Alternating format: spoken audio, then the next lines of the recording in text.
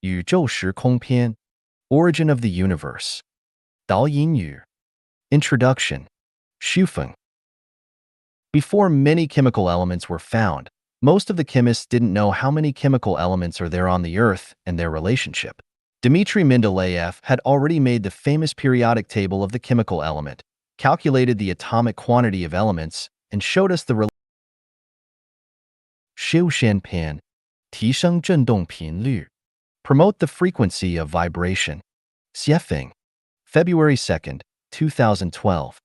Everything visible, including human body, is an aggregate of structure and energy, while all images are made up of particles revolving at high velocity.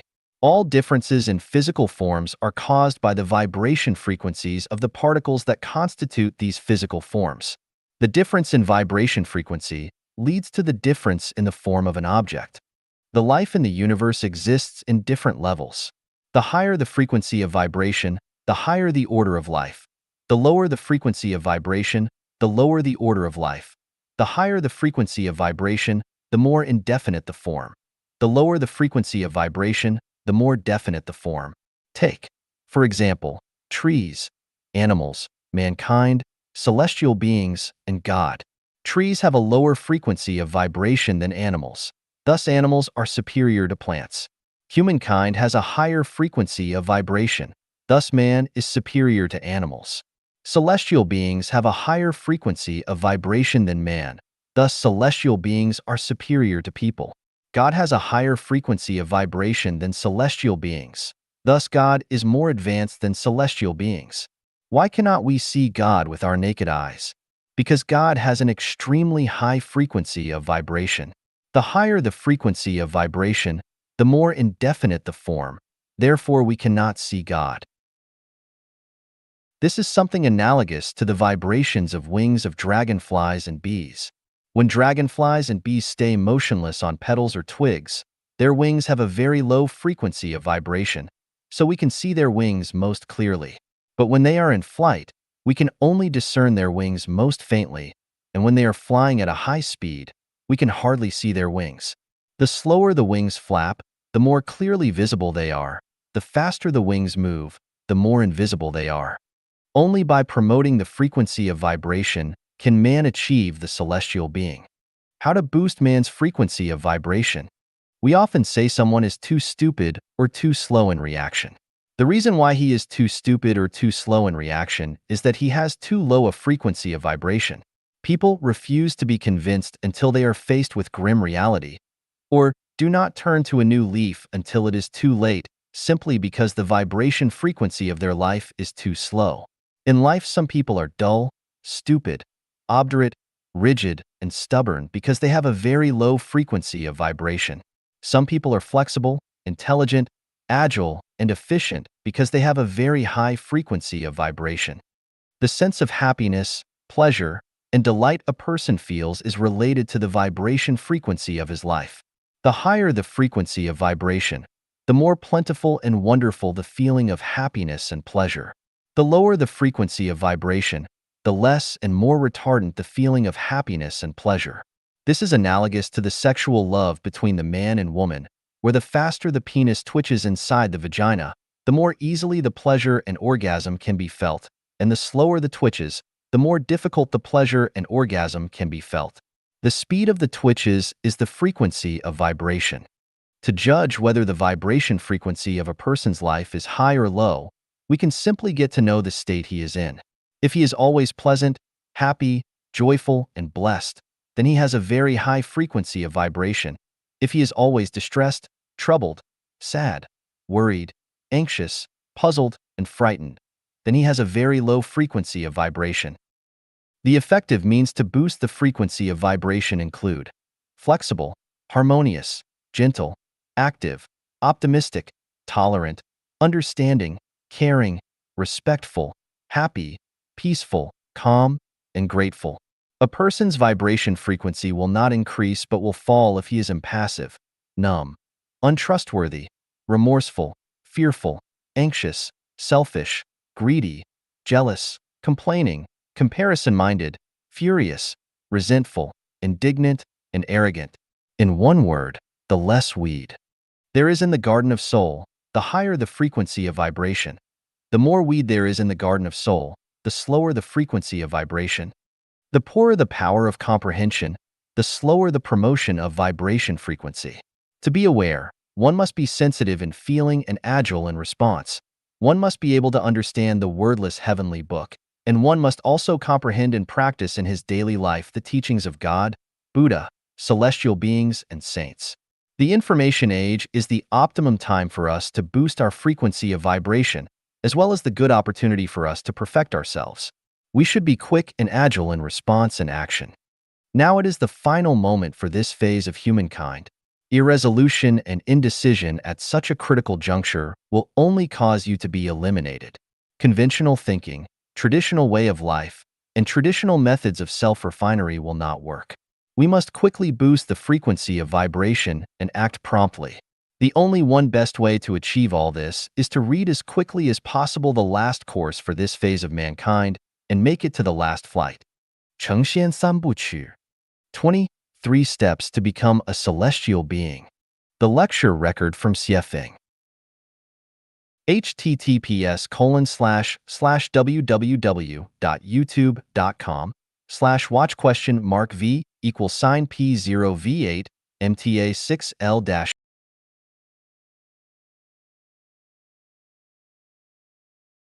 3 steps are needed to become a celestial being, and the ultimate goal of all Chanyuan celestials is to become super celestial beings and reach the celestial islands continent. This requires a triple jump, from the mortal world to the 1,000-year world, then to the 10,000-year world, and finally to the celestial islands continent. We do not become other forms of mortal life, but rather celestial beings, by following these 3 steps. The first step is to abandon trouble, pain, sorrow, worry, and fear, and live happy, joyous, free, and blessed lives. This is the standard of celestial beings. Upon reaching it, one will have become a celestial being, exactly as those in the 1,000-year world. Annoyance, pain, and fear come from the imperfection of consciousness, the weeds of one's soul garden. The second step requires that one's mind must not abide in form. It must follow predestined relationships, be carefree, must follow its destiny, and must maintain a condition of pleasure. This is for the second level, the celestial of the 10,000-year world. We all still have many things in our hearts which come from worldly social conditioning and will be in conflict with the love that is found in life genuine. To follow predestined relationships and be carefree is to expand one's internal nature as much as possible, to remain free in all situations, and to maintain a condition of pleasure, not joy. However, a long journey still remains ahead. The third step is one in which the soul is not constrained by emotions. Everything is nature, they live in nature, they are flexible, accommodating, and agile, and they possess 64 magical powers. The change is infinite, and they are always in a blissful state. This is the super celestial being. The universe is the dance of nature, and each of our performances every day is an expression of our nature and our expanding physical structure. So everything lies within nature, and everything is nature.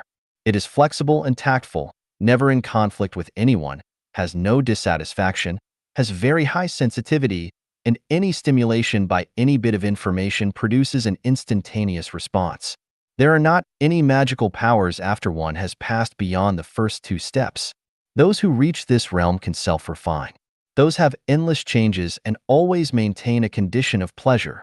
This is the supreme realm of the celestial being. These 3 steps are necessary to become a super celestial being, and they are really very simple. Have you become a celestial being? Theoretically, long speeches and classical or profound lectures are quite simple to give, but they do not produce their desired results easily. For example, it is not easy to get rid of troubles, and it is not easy to be happy, joyous, free, and blessed at all times. But in our home, you will get there soon. If you still have troubles, pains, sorrow, worries, and fears, then you are not a celestial. If something troubles your mind, or if your mind abides in form, then you are not a celestial. If you have desire, pursuit, and persistence in your mind, then you are not a celestial. If you still have mind, you cannot act by following nature without any magical powers. and you cannot rid yourself of physical and temporal constraints, then you are not a celestial. If you are always happy, then you are not a mortal, but a celestial. If you are always pleasant, then you are not a mortal, but a celestial. If you always feel bliss, then you are not a mortal, but a celestial. Becoming a celestial or Buddha is simple, but can you do it? Our goal is to become a celestial. It's simple in theory, but it's hard to do. The theory is clear, and the roadmap is clear. As long as you do like this, the facts will tell you that you can undoubtedly become a celestial being. 第九奥秘修仙篇之13 The Ninth Mystery. Xiefeng, June 9th, 2006. There have been some mysteries in human history, such as the sudden disappearance of the Maya collectives. What causes the sudden disappearance of the vast majority of the Maya? Anthropologists, historians, archaeologists, and scientists can't explain it. Now, let me show you how the Mayans have become immortals collectively.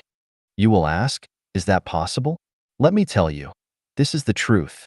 Whoever masters this secret can become immortal. There is a historical site in South America where people have found some recorded mysteries, commonly known as Peruvian manuscripts. Now I will briefly translate some of the ninth mystery to you for your reference and reflection. When primitive humans came along, we continued this evolution unconsciously by conquering others and gaining energy and moving forward a little bit, and then being conquered ourselves by someone else and losing our energy. This physical conflict continued until we invented democracy, a system that didn't end the conflict but shifted it from a physical to a mental level. We are bringing this whole process into consciousness. We can see that all of human history has prepared us to achieve conscious evolution. Now, we can increase our energy and experience the coincidences consciously. This carries evolution onward at a faster pace, lifting our vibrations even higher. Our destiny is to continue to increase our energy level. And as our energy level increase, the level of vibration in the atoms of our bodies increase. It means that we are getting lighter, more purely spiritual.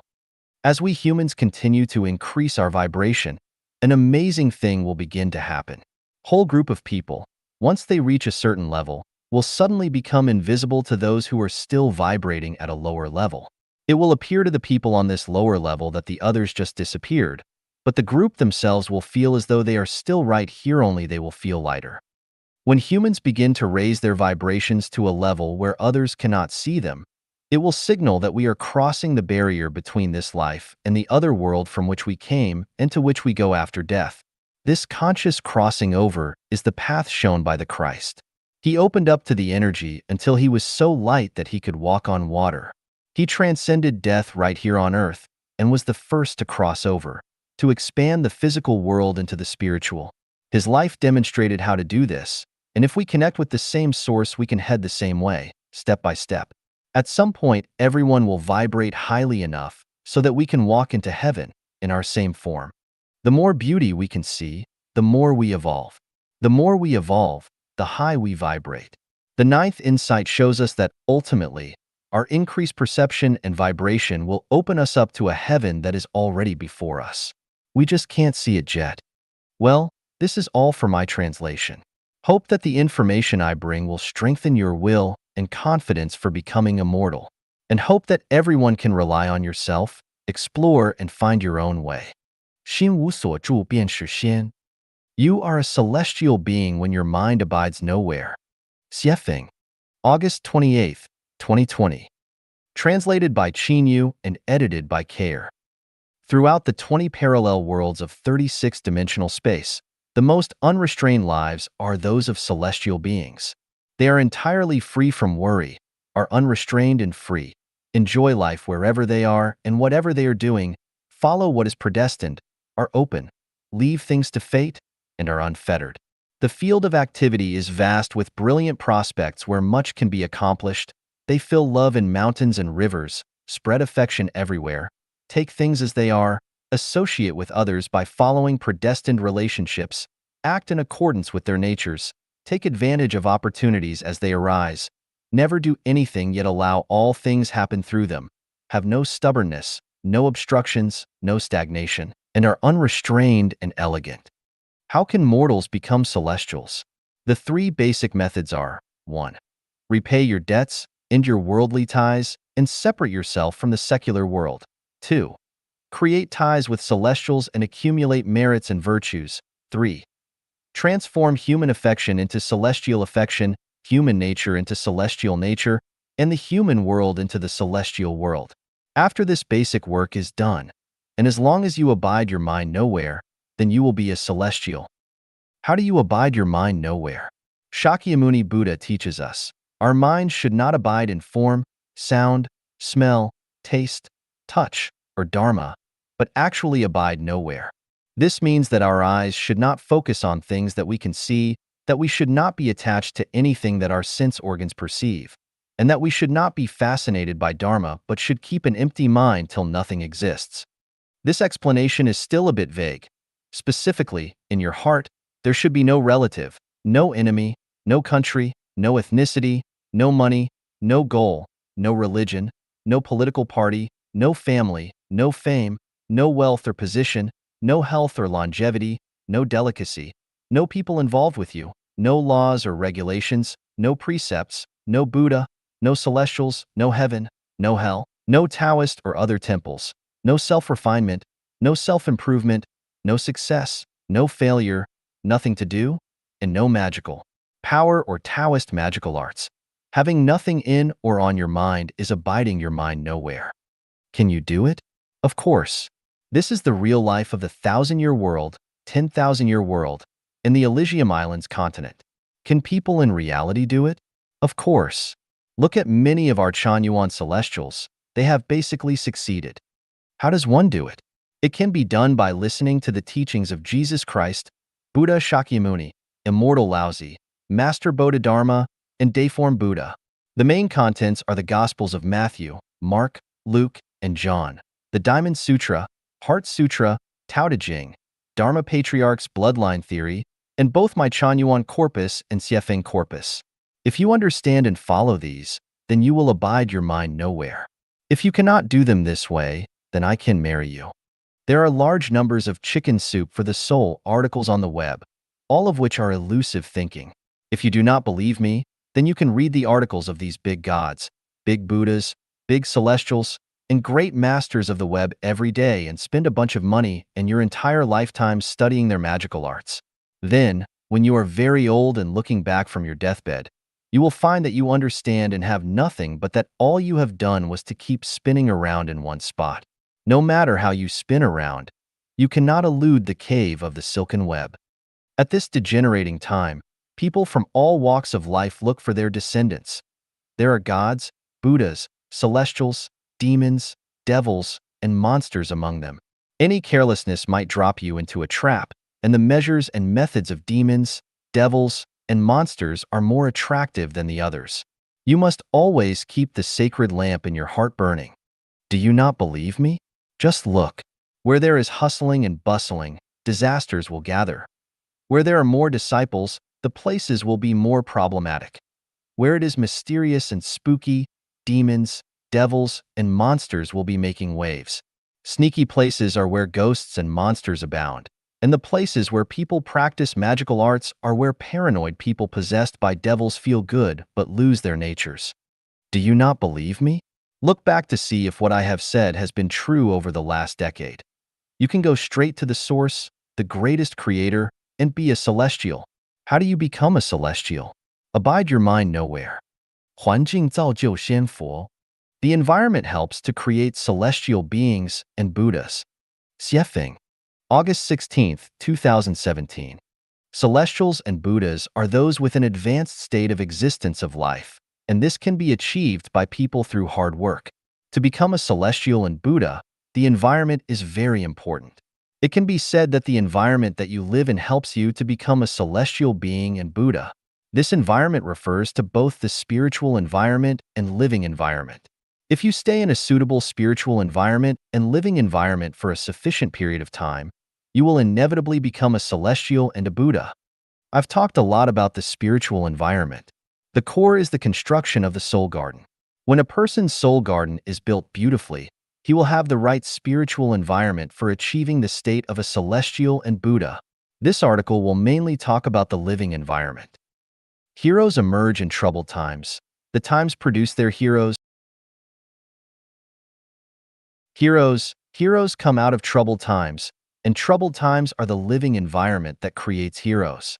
Marshal Zhukov of the Soviet Union, General Montgomery of the United Kingdom, General Eisenhower of the United States, five-star General Marshal of the United States, Marshal Admiral Yamamoto of Japan, five-star General Nimitz of the United States, Marshal Manstein of Germany, Marshal Kesselring of Germany. These heroes were born in the Second World War. If there was no Second World War, it is without doubt that there would be no such heroes. They would surely be submerged in the complicated mortal life and remain mortal. Shaanxi people love vinegar, Cantonese love to eat sweets, Hunan people love to eat hot peppers, and Sichuan people love to eat spicy food. This is all caused by their environment, not by people who have this interest. People who do not like vinegar will love vinegar when they live in Aksu, Xinjiang for a period of time. Shaanxi people who love vinegar will no longer be fond of vinegar when they stay in Canada for a period of time. People's high blood pressure will disappear after staying in Vanuatu for a period of time. If people with rheumatoid arthritis go to stay in the desert for a period of time, their arthritis will automatically disappear, and for those with asthma, if they go to Harare, Zimbabwe for a period of time, their asthma will be greatly reduced, etc. This shows the role and influence of the environment on people. For people who wish to become a celestial and Buddha, it is impossible for them to succeed if the environment is not suitable. It is impossible for people living in married families to become celestials and Buddhas because the family environment does not possess the environmental conditions needed to become a celestial and Buddha. The American inventor Edison once sat on an egg and wanted to hatch a chicken. What was the result? It was impossible because this practice does not meet the conditions for hatching chicks. Try transplanting Yunnan's plants to the northeast. The plants won't live there because the environment is not suitable for them. Marriage and family are where laymen and mortals are born, not where celestials and Buddhas are born. Just like a garbage dump is where mosquitoes and flies are born, not where bees are born. Therefore, for those who live in a marriage with family, stop dreaming of becoming a celestial being and Buddha. If you can become a celestial or Buddha, a donkey can fly a plane. To people who start companies and enterprises as bosses, officials and governmental agencies, and those who have a lot of wealth, you can stop thinking about becoming a celestial and Buddha because your living environment does not possess the conditions to become a celestial and Buddha at all. Every day, you have a lot of annoying things to worry about. Do you still have the state of mind to become a celestial or Buddha? It is only thanks to your good luck if you do not result in cultivating yourself into a devil. So, what kind of environment is the environment in which a celestial and Buddha is born? Answer: 1. Having no worry of food, clothing, housing, transportation, life, old age, sickness, and death. 2. No stress, no restraint, no worry, no anxiety, no harassment, no bothering, no responsibility, no obligation. 3. With a beautiful environment and good weather. 4. Can act in accordance with one's nature without barriers or shackles. 5. Have time for relaxation, have playmates and beautiful scenery. 6. No risk, no crisis, but quiet without noise around. 7. No human relationships. Courtesy calls for reciprocity. 8. No idol worship, administrative orders, and control. Most famous scenic places are occupied by temples in this world. Now you can imagine why the monasteries and Taoist temples are built in scenic places with the best feng shui and which are away from the crowds.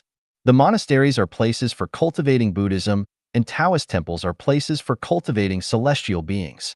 The reason why the leaders of the cultivators have been doing this is to have a living environment in which one can cultivate into a celestial being and Buddha. Without a good environment, one cannot cultivate into a celestial being and Buddha. It is said that the core of truth is in one sentence, while falsehoods are spread by millions of books. Although this is a bit exaggerated, it is not unreasonable. I have been beating around the bush for more than 10 years and have written more than 3,000 articles with 10 million words. Now I will make it simple. That is, if you find an environment for the cultivation of celestial beings and Buddhas and live in an environment suitable for the birth of celestial beings and Buddhas for a sufficient period of time, you will surely become a celestial being or Buddha. The spiritual environment must be created by oneself, and the living environment must be created collectively. 最新科学成果证明了天仙的存在。The latest scientific study proves the existence of celestial beings. Xiefeng, August 2nd, 2017. New Oasis for Life August 2nd News. On July 20th, Yang Zhening's disciple Zhang Shoxing and his team published a paper in the journal Science, confirming the first discovery of chiral Majorana fermions and named them angel particles, which ended a whole 80 years of the laborious pursuit of this particle in physics. Zhang Shoxing. A particle is equal to its own antiparticle, and translated into a mathematical formula, it is equivalent to 1 is equal to -1. We then move -1 to the left, which means that 2 is equal to 0. When I was exploring space, I discovered the Celestial Islands continent. The people living on the Celestial Islands continent are celestial beings. When I introduced the features of celestial beings, I told you that celestial beings are a form of self-harmony. The so-called self-harmony is the combination of yin and yang, or it can be said that the celestial beings have both male and female characteristics. They are androgynous, and this is just like a Taiji diagram. Why is there such a life phenomenon? This involves the Elysium world in Buddhism. Buddha Shakyamuni wanted to lead people to the Elysium world. So, what is Elysium, and what is the Elysium world? The so-called Elysium means being in extreme happiness, a bit like men and women having sex and reaching orgasm and being in a state of orgasm forever. Elysium world is the time and space where life of an eternal state of bliss lives. The Celestial Islands continent is part of the Elysium world. Then how can a life reach the state of eternal bliss? The answer is, only by self-harmony. Self-harmony is the kingdom of freedom. Any life that cannot reach the state of self-harmony is not free because you must exchange energy with the surrounding world. Once a life needs external factors to survive, then this life cannot be free. For example, people need 64 external factors to survive. Without any one of the 64 factors, people cannot survive and continue to exist. When I introduced the self-harmony phenomenon of the celestial being, most people thought it was impossible and thought it was made up by me. Now, with the latest scientific achievement, the angel particles, it proves the existence of celestial beings. 潇洒与不潇洒的分水岭. The watershed between being unrestrained and restrained in the face of death. Xiefeng, January 3rd, 2023. Edited by Qin Yu. Assume that tomorrow you'll die. Would you be able to live unrestrainedly today? Facing death. If you can remain unrestrained, congratulations. You've become a celestial being, and you can go to heaven. Facing death. If you are in chaos, anxiety, fear, and regret, you are still human, and you will be reincarnated on earth. Why can't you be unrestrained? Your heart is burdened, entangled, full of desires, worries, and concerns. Earthly ties remain unresolved, and debts weigh heavily on you. For example, you have to support your parents, raise your children, protect your property, guard your company. Some affections remain unresolved, some debts remain unpaid, and you still hope to make a career, achieve success, and bring honor to your ancestors and family. However, in such a state of mind and spirit, it's impossible to be carefree. Even managing to avoid being miserable and sighing all day is already considered good. How can you be unrestrained? Be free from worldly ties, free from debts, free from emotional entanglements, have no burden in your heart, no desires, and no worries about having food to eat tomorrow. Don't even harbor the extravagant hope of eternal life. Don't pursue fame, don't chase after profits, be ready at any time to shake hands and embrace death with joy. Then how can you not be unrestrained? Can anyone achieve a life free from worldly ties, debts, and attachments? For ordinary people, it's nearly impossible. If someone can achieve that, they certainly aren't just ordinary people. They must be celestial beings, or perhaps Buddhas, gods, or spirits, monsters, or demons. In this world, there is a group of beings who can achieve this. They are called Chanyuan celestials. Therefore, becoming a celestial being is the watershed between being unrestrained and not being unrestrained. As a human, Never delude yourself into thinking that you can live an unrestrained life throughout your entire life, as being unrestrained is a trait and privilege of celestial beings. 修炼成仙何其易. How easy it is to cultivate celestial being. Xiefeng, May 26, 2023. Edited by Qin Yu. Begging for help is tough. Earning money is hard. Becoming famous is an extreme challenge. Getting married is difficult. Establishing a family is not easy. And providing for a family is an even greater struggle. Life is plagued by troubles, encompassing birth, aging, sickness, and death. Rather than toil and rack your brain, it's better to turn around and become a celestial being. In truth, being a human or a ghost is even more challenging than being a pig or a dog, but becoming a celestial being is the easiest. If you can achieve the following 8 points, you will become a celestial being. Do not get married, do not start a family, do not buy a house, or acquire possessions. Simple meals nourish the body, and sleep under a thatched hut until dawn. Do not talk about family or country, do not talk about awakening or being a Buddha. Work diligently every day and be content if have enough to eat. Do not flatter or curry favor, do not seek connections or pursue relations. When you encounter like-minded individuals on the path to celestial being, form bonds and assist each other like family. Do not wear gold or silver, do not crave vanity or pursue fame. A bamboo fence and a thatched cottage provide delightful scenery, and having a leisurely mind with nothing to worry about is most important. Do not scheme for personal gain or public welfare, do not discuss ideals or seek recognition. Even if you possess profound knowledge of the world, do not offer help unless it is asked. Do not talk about oneself or others, do not discuss right or wrong or distinguish between good and evil. The divine net is all-encompassing. Instead, discuss mulberry and hemp over tea. Do not borrow money or owe debts, do not desire extravagance or hoard wealth. Emulate the carefree nature of grass, regardless of wind, frost, rain, or snow. Do not follow trends or conform to the masses, bravely climb towards the celestial world. Life on earth is like a fleeting moment. Laugh heartily and forget everything. Try it out. Achieving the above 8 points is surprisingly easy. Even as mere mortals, as long as you accomplish these 8 points, you will experience the taste of a celestial being. 如何活出自己的性? How to live out your nature. Xiefeng, June 15th, 2023. Edited by Qin Yu. The manifestation of the heavenly principles in human beings is known as one's nature. Living in accordance with one's nature is living in harmony with the heavenly principles. When a person lives out their inherent nature, they unite with Tao. Living out one's nature entirely means becoming one with Tao itself. To perceive Tao is to understand one's nature, to seek Tao is to bloom one's nature, and to attain Tao is to live out one's nature completely. Now, the key question arises: what is nature? Regarding nature, artificial intelligence, AI, provides the most authoritative revelation and explanation. AI describes it as follows: nature is humanity's innate essence. It is the most genuine, pure, beautiful, natural, sacred, noble, kind, joyful, happy, perfect, complete, eternal, magical, and the most wonderful and indescribable thing.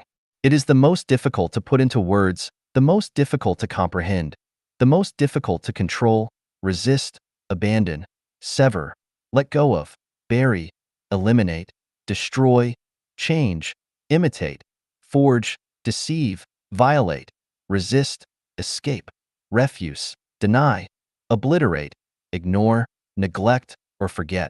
Nature is the manifestation of the Tao in human beings, the connection between humanity and the Tao, and the oneness of humanity and the Tao.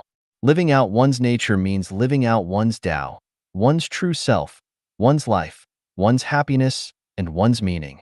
So, how can one live out their nature? There is a reference frame, which is everything in nature apart from humans, especially plants, animals, insects, and microorganisms. They live out their own nature. As a part of nature, isn't what humans live out their nature too? If not, then what is it? Here, we need to raise the question of heart, brain, and nature. The heart reflects humanity's perceptions of the objective material world. All things are generated by the heart, and the heart is generated by all things. Without the objective external world, there would be no heart. Therefore, the heart changes with the external environment and gradually disappears with its disappearance. The brain serves as the bridge and information processing center connecting everything the heart captures from the objective world and all of one's past words, actions, and events stored in the detention information space, memory. The brain processes information through thinking and thought. People use their thoughts and ideas to decide what to say and how to act. Nature is the characteristic of life structure. Whatever life structure one has determines their nature. Nature is non-material, invisible, and beyond the grasp of the heart. Nature is also not part of the detention information space, so the brain cannot obtain information about nature. Understanding the nature of heart, brain, and nature, we will find that there is no direct relationship between the heart and nature. When a person's heart is active, their nature is shielded. This is the principle I mentioned before. When the heart is active, the nature is concealed. When the heart is inactive, the nature is revealed. At the same time, we also find that there is no direct relationship between the brain and nature. The brain cannot access information about nature, so in the process of processing all information and forming thoughts and actions through thinking, the brain completely overlooks the existence of nature. The more developed the brain and the more active the thinking, the farther away it is from nature. Understanding the relationship between the heart, brain, and nature, we will understand how to live out one's nature. Live without using the heart and brain, that is living out one's nature, that is living out oneself. Who can live without using the heart and brain? Can you? Bodhidharma clearly tells us in the Bloodstream Sermon that Buddha is nature, and nature is Buddha. As I have repeatedly said, celestial being is nature, and nature is celestial being. If a person lives entirely without using the heart and brain, then that person is a celestial being, a Buddha, and can live in heaven. Can you live out your nature completely? Jesus Christ said, "Do not be anxious about tomorrow. Do not be anxious about what you will eat, drink, or wear." I ask the reader, can you do without worry? Buddha Shakyamuni said, "Do not abide in form, sound, smell, taste, touch, or dharma, but actually abide nowhere." I ask the reader, can you live with your mind not dwelling anywhere but arise spontaneously? The Saint Laozi said, "Manage affairs without doing anything." I ask the reader, is what you do every day achieving without doing anything? Why is it that throughout generations, very few people have lived out their nature and become celestial beings or Buddhas? Because the way people live is flawed. In the traditional modes of production and life, the probability of living without utilizing the heart and mind to express one's true nature is perhaps 1 in a million. Firstly, people fail to comprehend it, and secondly, reality does not permit it. Moreover, without highly skilled divine beings guiding them to embark on the journey of becoming celestial beings or Buddhas, the likelihood of living out one's nature is extremely low. The ultimate answer is to live without using the heart and brain, and still live leisurely, carefree, and freely. Then, you are living out your nature. 看看自己是否已修炼成千年界仙. Check if you have cultivated into a celestial being of the 1,000-year world. Xiefeng, July 7th, 2023. Edited by Qin Yu. What realm have Chanyuan celestials reached in their self-improvement and self-cultivation? By comparing the following 8 criteria, if you have achieved them, you have already cultivated into a celestial being of the 1,000-year world. If you do not wish to continue ascending to the 10,000-year world and the Elysium Islands continent, you only need to maintain the current state unchanged. After leaving the mortal world, you can smoothly arrive at the 1,000-year world and enjoy its infinite scenery and the pleasures of life for 1,000 years. You have no worldly ties and are completely unrelated to worldly affairs. Your heart is free from entanglements. You have reached a state of having nothing yet possessing everything. You no longer worry about the necessities of life, such as food, clothing, shelter, and illness. If you were to die right now, you would have no fear but rather joyfully embrace death. There is no regret, hatred, or regret in your consciousness, only gratitude, contentment, and satisfaction. You can harmoniously get along with the surrounding environment, all living beings, and people. There is no animosity, no disputes, and no disharmony. Regardless of the circumstances, you can take things as they are, associate with others by following natural come-and-go relations, act in accordance with one's intrinsic nature, and take advantage of opportunities as they arise. If asked to go to another place immediately, you could embark on the journey within a few minutes without any special attachment to people, things, or objects. Every day, you are in a state of joy, happiness, freedom, and blessedness, with no mental pressure. You have boundless anticipation for the future, feeling that it is infinitely beautiful and will be filled with countless beauties. Your nature can radiate and bloom brilliantly. If you find yourself in the state described by the above 8 criteria, congratulations. Best wishes. You have succeeded in your cultivation and will no longer undergo the cycle of reincarnation. Your future is bright, and the beauty of it is beyond words. If you have not yet reached the state described above, continue your journey of self-improvement and cultivation.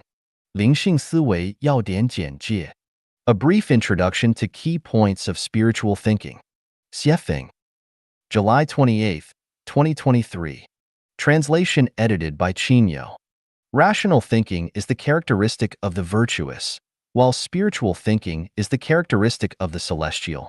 To become celestial, one needs to live with spiritual thinking. The key points of spiritual thinking are as follows. The future of life relies on visualized thinking, not on ability and wisdom. Prayer is a daily conscious activity. Without prayer, divine assistance cannot be obtained. Repentance is a necessary condition for the sublimation of life quality. Without repentance, there is no sublimation. Imagine the beautiful, and beauty will come. Imagine the ugly, and ugliness will come. Without form, one sees the truth. Without ego, one sees the true self.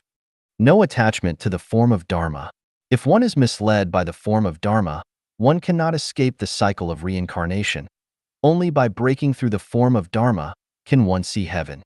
Think of positive and joyful things each day to cultivate happiness within oneself.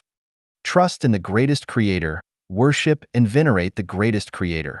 Surrender one's life to the greatest creator, and entrust one's life to the arrangement and management of Tao.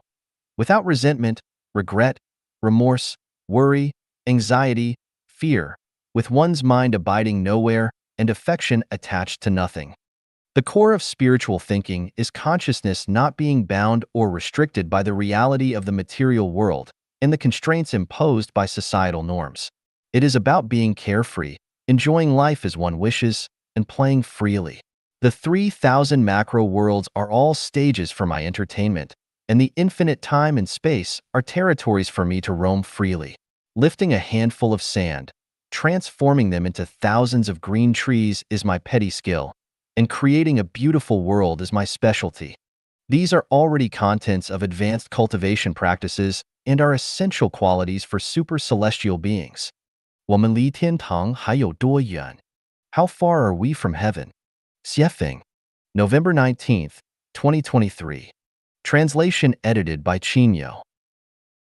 Even if you can deny the existence of heaven, you cannot deny the existence of the second home of life Echanuan, because it is a replica and model of the lowest level of heaven on earth. To truly live a heavenly life, we need to meet the following conditions. Free from worldly entanglements, with a mind free from attachments and dwelling nowhere. Debt-free, owing not the slightest debt to heaven and earth, to nature, or to anyone else. Unselfish, possessing no material wealth and being able to achieve a state of having nothing. Selfless, with only the greatest creator in the heart, all actions following the laws of nature, without seeking or clinging to anything. Possessing abundant soul and spiritual wealth and sufficient merit. Harmonious relations with fellow practitioners, without complaints, criticisms, blame, or unreasonable demands. Life's quality is composed of the elements of truth, goodness, beauty, love, faith, and sincerity, with nothing beyond these. Life is filled only with joy, happiness, freedom, and bliss, free from troubles, sorrows, fears, and suffering. If you possess the above conditions, you are actually living in heaven, experiencing joy, beauty, bliss, and contentment every moment. If you mostly meet these conditions but not entirely, you are on the edge of heaven. If you do not meet any of these conditions, you should not expect to reach heaven in this lifetime. Seriously cultivate and strive to meet the conditions in the next life, or the one after that. However, one thing is clear. If we lack any of the 8 conditions mentioned above, it will be extremely difficult for us to reach heaven. Perhaps you think that as humans, we cannot meet the above conditions, and indeed, humans cannot achieve them. Therefore, we must cultivate to become celestial beings. 随缘放旷任运逍遥. Embrace destiny and live freely. Xiefeng. Translation edited by Lanka. The path of the celestial differs from those of Buddhism, Christianity, and humanity in that it is free from constraints, shackles, taboos, and worries.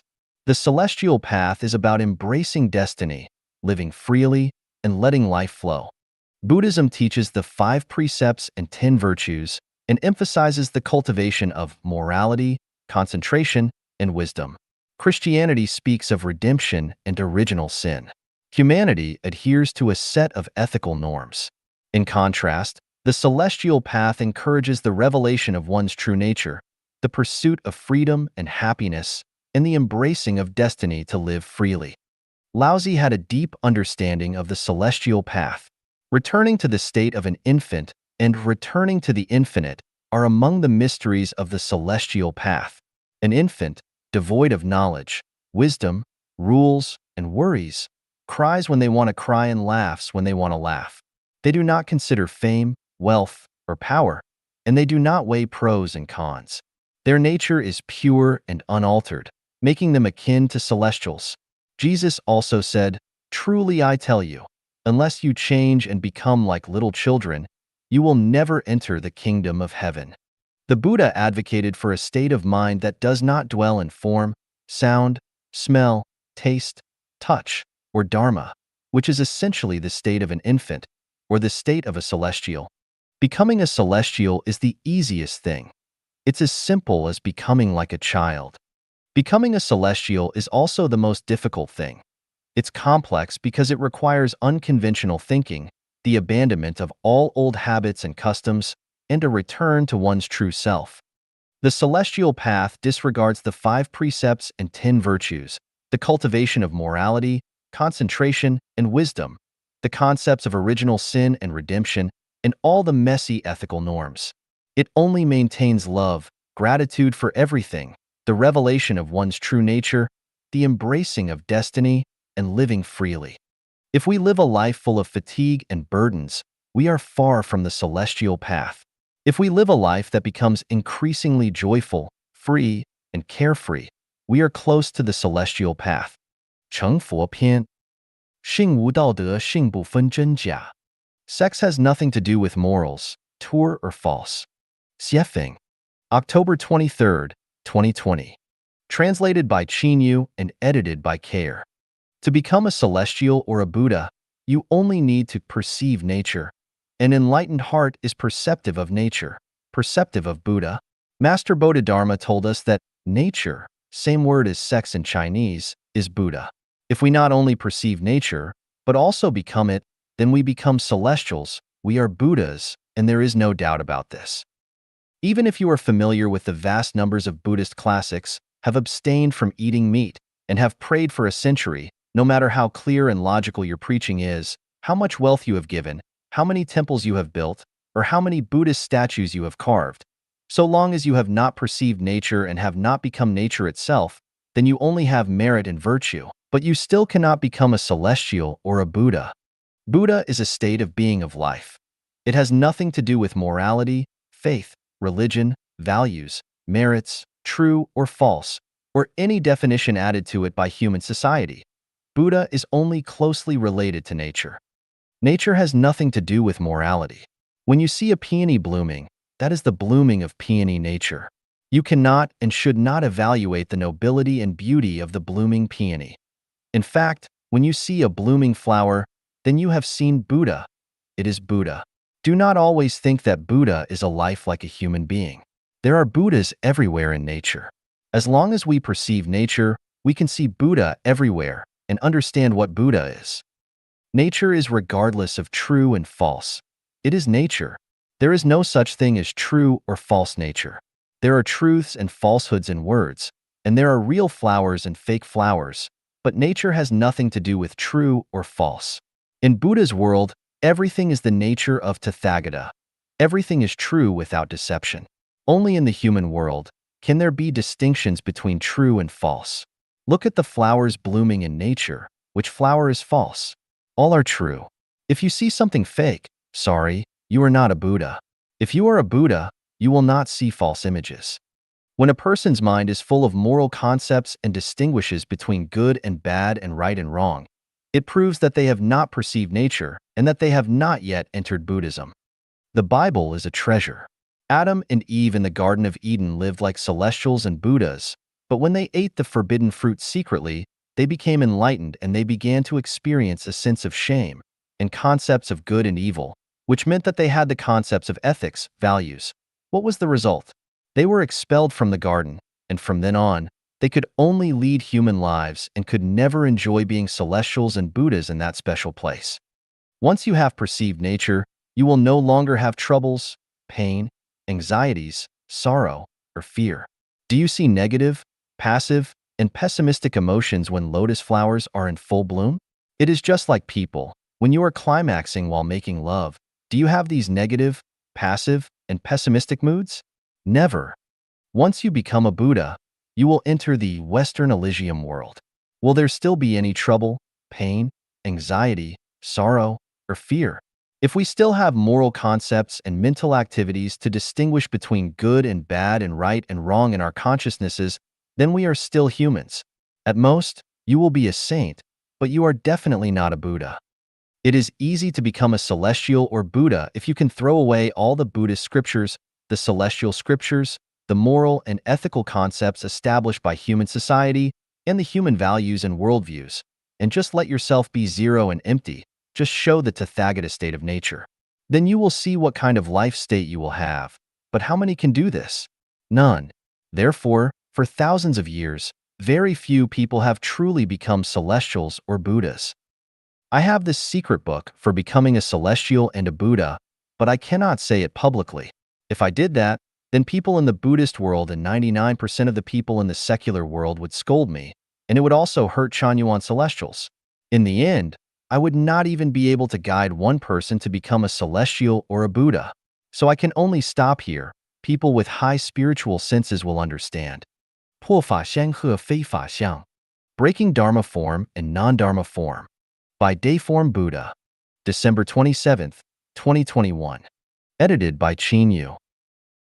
People in the world are all deluded by appearances, attached to forms, constantly plagued by afflictions, and immersed in endless suffering. They create endless karma and experience endless reincarnations. All that the eyes perceive are forms. Everything in the cycle of arising, dwelling, decaying, and emptiness is also a form. Animals and humans that we see are also forms. All forms are impermanent, and if a person clings to forms, they will be trapped in the cycle of reincarnation.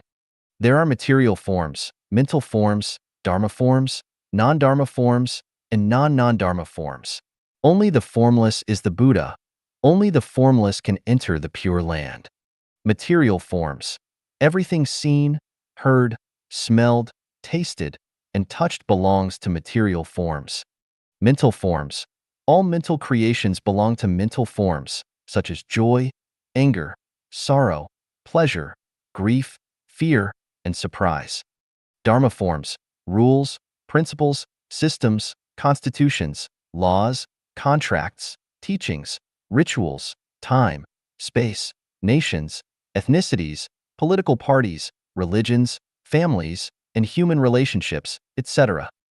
Non-dharma forms, teachings of saints, scriptures, thoughts, ideals, aspirations, and wishes, etc.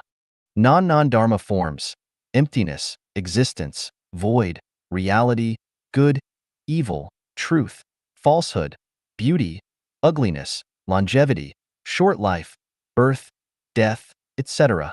When the state of formlessness is attained, all the above disappears from consciousness without a trace. None of the above become obstacles and shackles to entering the Pure Land. Material forms are difficult to break because they are essential for physiological needs. Mental forms are difficult to break because they are essential for psychological needs. Dharma forms are difficult to break because they are necessary for societal order. Non-dharma forms are difficult to break because they are driven by desires. Non-dharma forms are difficult to break because they are related to cognitive needs. When physiological needs are absent, material forms can be broken. When psychological needs are absent, mental forms can be broken. When the demand for orders is abandoned, dharma forms can be broken. When there is no craving, non-dharma forms can be broken.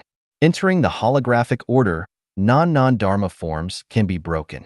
生来富贵是奖励，生来贫穷是惩罚吗? Is being born into wealth a reward and being born into poverty a punishment? Xiefeng. In Buddhism, some individuals claim that being born into a wealthy and prestigious family is due to the accumulation of good karma from past lives, a reward from the law of cause and effect. On the other hand, being born into poverty is seen as punishment for not accumulating enough merits in the previous life. Similarly, in this life, having wealth and power is believed to be a result of past accumulation of merits. Is this perspective accurate? Let's analyze it. According to the words of Jesus Christ, it is easier for a camel to go through the eye of a needle than for someone who is rich to enter the kingdom of God. Based on Jesus' warning, wealthy people are unable to enter the kingdom of God. Therefore, being born into wealth and having power and money takes one further away from heaven. This is not a reward for people, but rather a form of punishment. Imagine a child who loves to curse and insult others. One day, an elderly person passes by, and the child insults him as well. However, instead of getting angry, the elderly person smiles and offers the child a handful of candy, praising the child for his skilled insults. Now, ask yourself, is this child being rewarded or punished for his foul language? Do you think this child will have a positive outcome in the end? How is this situation different from being rewarded with material abundance and social status? Laozi said, "To weaken something, you must first strengthen it. To overthrow something, you must first support it." Another saying goes, "When heaven wishes to destroy something, it first makes it mad." From this, we can deduce that if heaven intends to punish someone, it will have them born into a wealthy and powerful family, allowing them to have money and authority. On the other hand, if heaven wishes to reward and empower someone, it will have them born into a poor family without wealth or power. As Mengzi said, when heaven is about to place a great responsibility on someone, it always tests their resolution, exhausts their muscles, deprives them of food, starves them, disturbs them, and disrupts their actions. In this way, their determination and endurance are awakened, and their abilities are enhanced. From Mengzi's perspective, if heaven wants to empower someone, it will not have them born into a wealthy and powerful family. The sum of positive and negative energy is zero, which is a law of the universe. The greatest achievement in life is not to endlessly undergo reincarnation in the human world, but to reach heaven. To reach heaven, one must possess the corresponding merits and blessings. Even if a person has accumulated blessings from their past life, if they enjoy those blessings in this life, they will be farther away from heaven. Therefore, being born into a wealthy and prestigious family, enjoying the blessings of this life, according to the law that the sum of positive and negative energies equals zero, is undoubtedly a form of punishment rather than a reward. Why does Buddhism claim that being born into wealth and having power and money is a reward for one's previous merits? The source of all Buddhist scriptures and values is the Diamond Sutra. When we explore the profound meaning of the Diamond Sutra word by word, we can't find any notion that being born into wealth, having power, or possessing money is the result of past merits. On the contrary, Buddha often speaks of no form of self and advises against dwelling on appearances, sounds, smells, tastes, and touch to give rise to desires. Seeing the Buddha through appearances and seeking the Buddha through sounds and voices are considered the path of the deviant. All conditioned phenomena are like dreams, illusions, bubbles. How can we relate wealth, power, and money to Buddhist teachings? When we claim that being born into wealth and having power and money are the results of past merits, while being born into poverty and hardship is the result of not performing enough good deeds in the previous life, this perspective is akin to flattering and fawning over the wealthy and powerful while adding insult to injury for the poor. It is neither compassionate nor empathetic towards the poor. It wounds their spirits and hearts, which goes against the compassionate nature of Buddhism. What is the purpose of practicing Buddhism and doing good deeds? Is it solely to be born into wealth and power in the next life? Is this what Buddha teaching? Or is this the temptation of the devil? 进入极乐世界的通道. The gateway to the Elysium world. Xiefeng. August 2nd, 2023. Translation edited by Chinyo. The Elysium world is one devoid of sorrow, anxiety, confusion, worry, or fear, where only joy, pleasure, contentment, comfort, and sexual arousal exist. The Celestial Islands continent is a part of the Elysium world. Entering the Elysium world requires passing through a gateway, and that gateway is emptiness, formlessness, and selflessness. Emptiness is difficult to explain and describe in words. It can only be experienced and felt. Let me provide an example to help you understand and feel what emptiness is. It feels like a kind of awakening in the beginning of life. From a certain perspective, the awakening of sexual desire gives me the opportunity to transcend myself and awaken from the fog of everyday life. It's like leaving my body and leaving my spirit, and not really caring about everything that usually seems important to me. The pause of life, like a moment of eternity, through indulging and tasting the sweetness of the strong fusion of body. A strange feeling, another dimension of my existence, drifting away and melting from the support point of my life. The above experiences and feelings are for moments of sexual climax. They include several key points: an awakening in the beginning of life, transcending oneself and awakening from the fog of everyday life, leaving the body and leaving the spirit, no longer caring about everything that usually seems important, a pause of life like a moment of eternity, and a strange feeling of another dimension of existence. What are they describing? They are describing the scenery of the Elysium world. Without self, without the body, without the spirit, life is frozen in wonderful experiences and feelings, and another, self, is born. This is a kind of emptiness.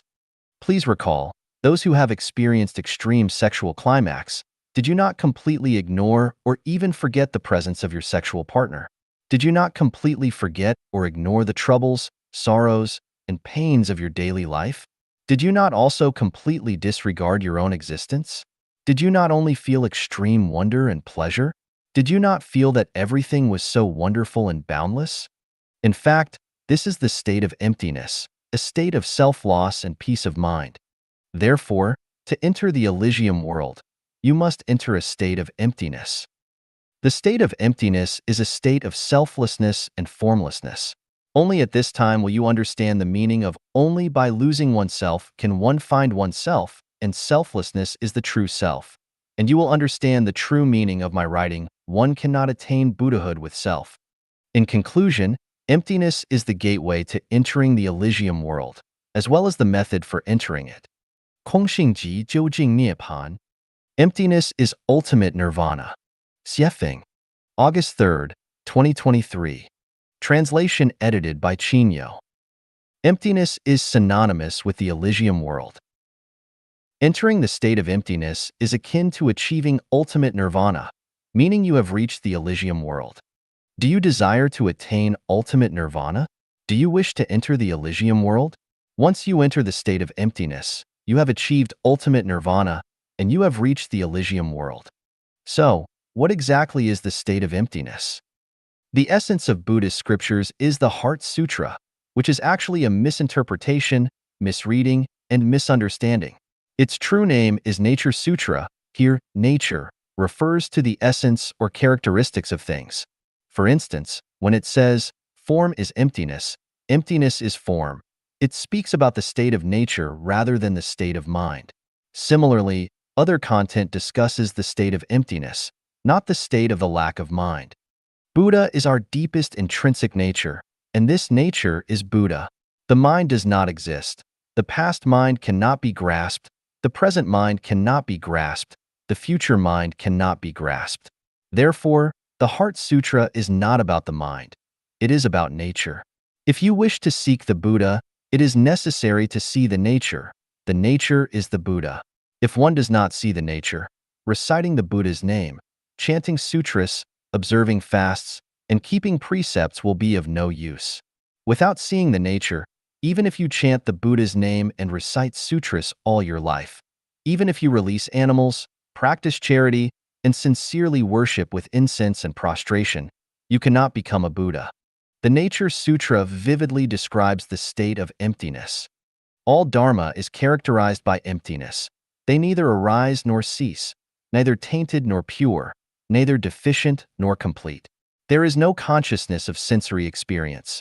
No eye, ear, nose, tongue, body, or mind. No forms, sounds, smells, tastes, touches, or mental objects. No realm of sight, and so forth up to no realm of mind consciousness. No ignorance and no end of ignorance, and so forth up to no aging and death, and no end of aging and death. There is no suffering, no origination, no cessation, no path, no wisdom, and no attainment. This is the state of emptiness, the state after enlightenment, and the state of the Elysium world. Doesn't this seem like a state of lifeless emptiness? Wait a moment. This is the state of great freedom and perfection after all suffering has been eliminated, a state of complete harmony with Tao. This description precisely depicts the nature of Tao. Tao is simply a state like this. Therefore, emptiness is Tao, and Tao is emptiness. From this, we can logically deduce a conclusion. Emptiness equals formlessness equals selflessness equals ultimate nirvana equals the Elysium world equals Tao equals Buddha equals super celestial being. According to the above conclusion, if you achieve selflessness, you can become enlightened, become a Buddha, become a celestial being, and enter the Elysium world. If you achieve formlessness, you can become enlightened, become a Buddha, become a celestial being, and enter the Elysium world. Achieving ultimate nirvana is equivalent to becoming enlightened, becoming a Buddha, becoming a celestial being, and entering the Elysium world. The question now is, according to the Heart Sutra, Nature Sutra, the description of emptiness is a state of lifeless emptiness, where everything is absent. What's the point of becoming a Buddha, or becoming a celestial being? Is the Elysium world really like this state of emptiness? You see, the Heart Sutra, Nature Sutra, does not describe the scenery of the Elysium world. It only describes the path and method to become enlightened, become a Buddha, or become a celestial being and enter the Elysium world. After informing us of the path and method, it urges us to go towards the other shore, follow the instructions and path. You can transcend afflictions and enter the Elysium world of great freedom. The description of emptiness is a kind of thinking cognitive, indicating a method and pathway to enter the Elysium world, but it does not describe the true scenery of the Elysium world. So how do we understand the Elysium world? This depends on the universal key I provide to unlock all the mysteries of the universe: structure, consciousness, energy. As long as the non-material structure exists, there is consciousness to mobilize all the energy of the universe. As long as consciousness exists, the universe will be full of vitality and vigor, and it can be emptiness as form. It's not difficult to understand in theory, but the challenge lies in experiencing and feeling it firsthand. Without firsthand experience and feeling, all knowledge is pale and inconclusive. What does a pineapple taste like? Even if others describe it, it remains as distant as a reflection in a mirror or the moon in water because you haven't experienced it yourself. Only when you taste a pineapple will you truly understand its flavor. Forgetting oneself to be completely relaxed and joyful. The purpose of forgetting oneself is to enter the state of emptiness, and only in this state can you be completely relaxed and joyful, which is the true scenery of the Elysium world. How do you achieve totally forgetting oneself? Follow the 8 methods of entry-level practice I wrote in The Free Holy Land, The Extinction and Emptiness of Form of Dharma. Hint: when I say, emptiness is the Elysium world, and then say, emptiness does not describe the true scenery of the Elysium world. It may seem contradictory. You can understand it like this. An apple is a fruit, but fruit is not necessarily an apple. 人生宝典，守信是高级生命的品质。Trustworthiness is the quality of high-level life. Xiefeng, June 14th, 2020. Translated by Chinyu and edited by Care. Credit is the invisible wealth in a person's life. If it goes bankrupt, then the level of their life declines. To measure whether a person's life is at a high level, just look at their credibility. If they are trustworthy, then their life must be at a high level. If they are not, then it must be at a low level. We can judge a person's future accurately from the level of their trustworthiness. If a country's leader does not keep his word, then that country will fall into decline. If the leader of an enterprise fails to keep his promises, then that company will go bankrupt eventually. If an individual does not keep their word, then they will play many small tricks and can never be trusted throughout their lifetime. When associating with people, we should first determine whether they are trustworthy. If they break their promise only once, then we should not trust them any longer because a leopard cannot change its spots, and this person will definitely disappoint you a second, third, and every time. In our lives, we can afford to lose anything but our credit. Once that is lost, our value will be totally lost. Therefore, it is better to lose everything, including your life, than to lose your credit because once you lose that, you will never have much chance of going to heaven. How a person's quality is does not depend on their ability, wisdom, wealth, or status, let alone their looks. It depends on their trustworthiness. If they do not keep their promises, then their quality must be poor. If they stick to their credit, then their quality must be excellent. High-level life must be trustworthy life, but low-level life must be untrustworthy life. If a person is not trustworthy, then their life quality is inferior to that of a dog. Therefore, trustworthiness is one's first line of defense in life, and once it is broken, then their life will collapse across the board. 一切恰好与你相配. Everything just matches you. Xiefeng, November 8th, 2020. Translated by Chinyu and edited by Care. Your current situation is the manifestation of the quality of your life. I have observed the states of life on earth and in heaven and hell, and have found that everything is appropriate, with neither rewards nor punishments, and that what you receive now is what you are pursuing and is being caused by what you have said and done in the past. Divine punishments, though slow, are always sure, with big meshes, yet letting nothing slip through. The law of causality always works perfectly. Do not ask for anything because it will not be given to you that way. Ultimate Tao cannot be attained by active pursuit. The only feasible way to achieve your wish is to match the quality of your life with the things you aspire to. If you want to go to heaven, then burning incense and kowtowing to worship the Buddha every day. Giving master alms of money, real estate, or gifts will not help. Even if you have built many monasteries and preached the scriptures to many people or have gained magical powers through self-cultivation, none of these things will help you to achieve your goal. The only way to do that is to match the quality of your life with life in heaven. When matched, gods and demons cannot block your way. If not matched, the most noble and authoritative people cannot help you. Do not resent anyone because you have brought all of those people who you resent to yourself, and resentment can only make your life more miserable. Do not say that the law of heaven is unjust. It is fair, but it is your own heart that is unjust. What one has created will return to themselves intact. If you create beauty, then beauty will come back to you. If you create ugliness, then ugliness will stick with you. If you have not seen the image of heaven clearly, if you do not understand the life state of the life in hell, and if you do not understand the books without words, then do not preach to others. What you preach is nothing more than the principles of being a human being, and those preaching cannot sublimate and ascend people to heaven. So from the perspective of a higher level of life, you are doing evil. The more you preach, the thicker and stronger the evil barriers that you create will become.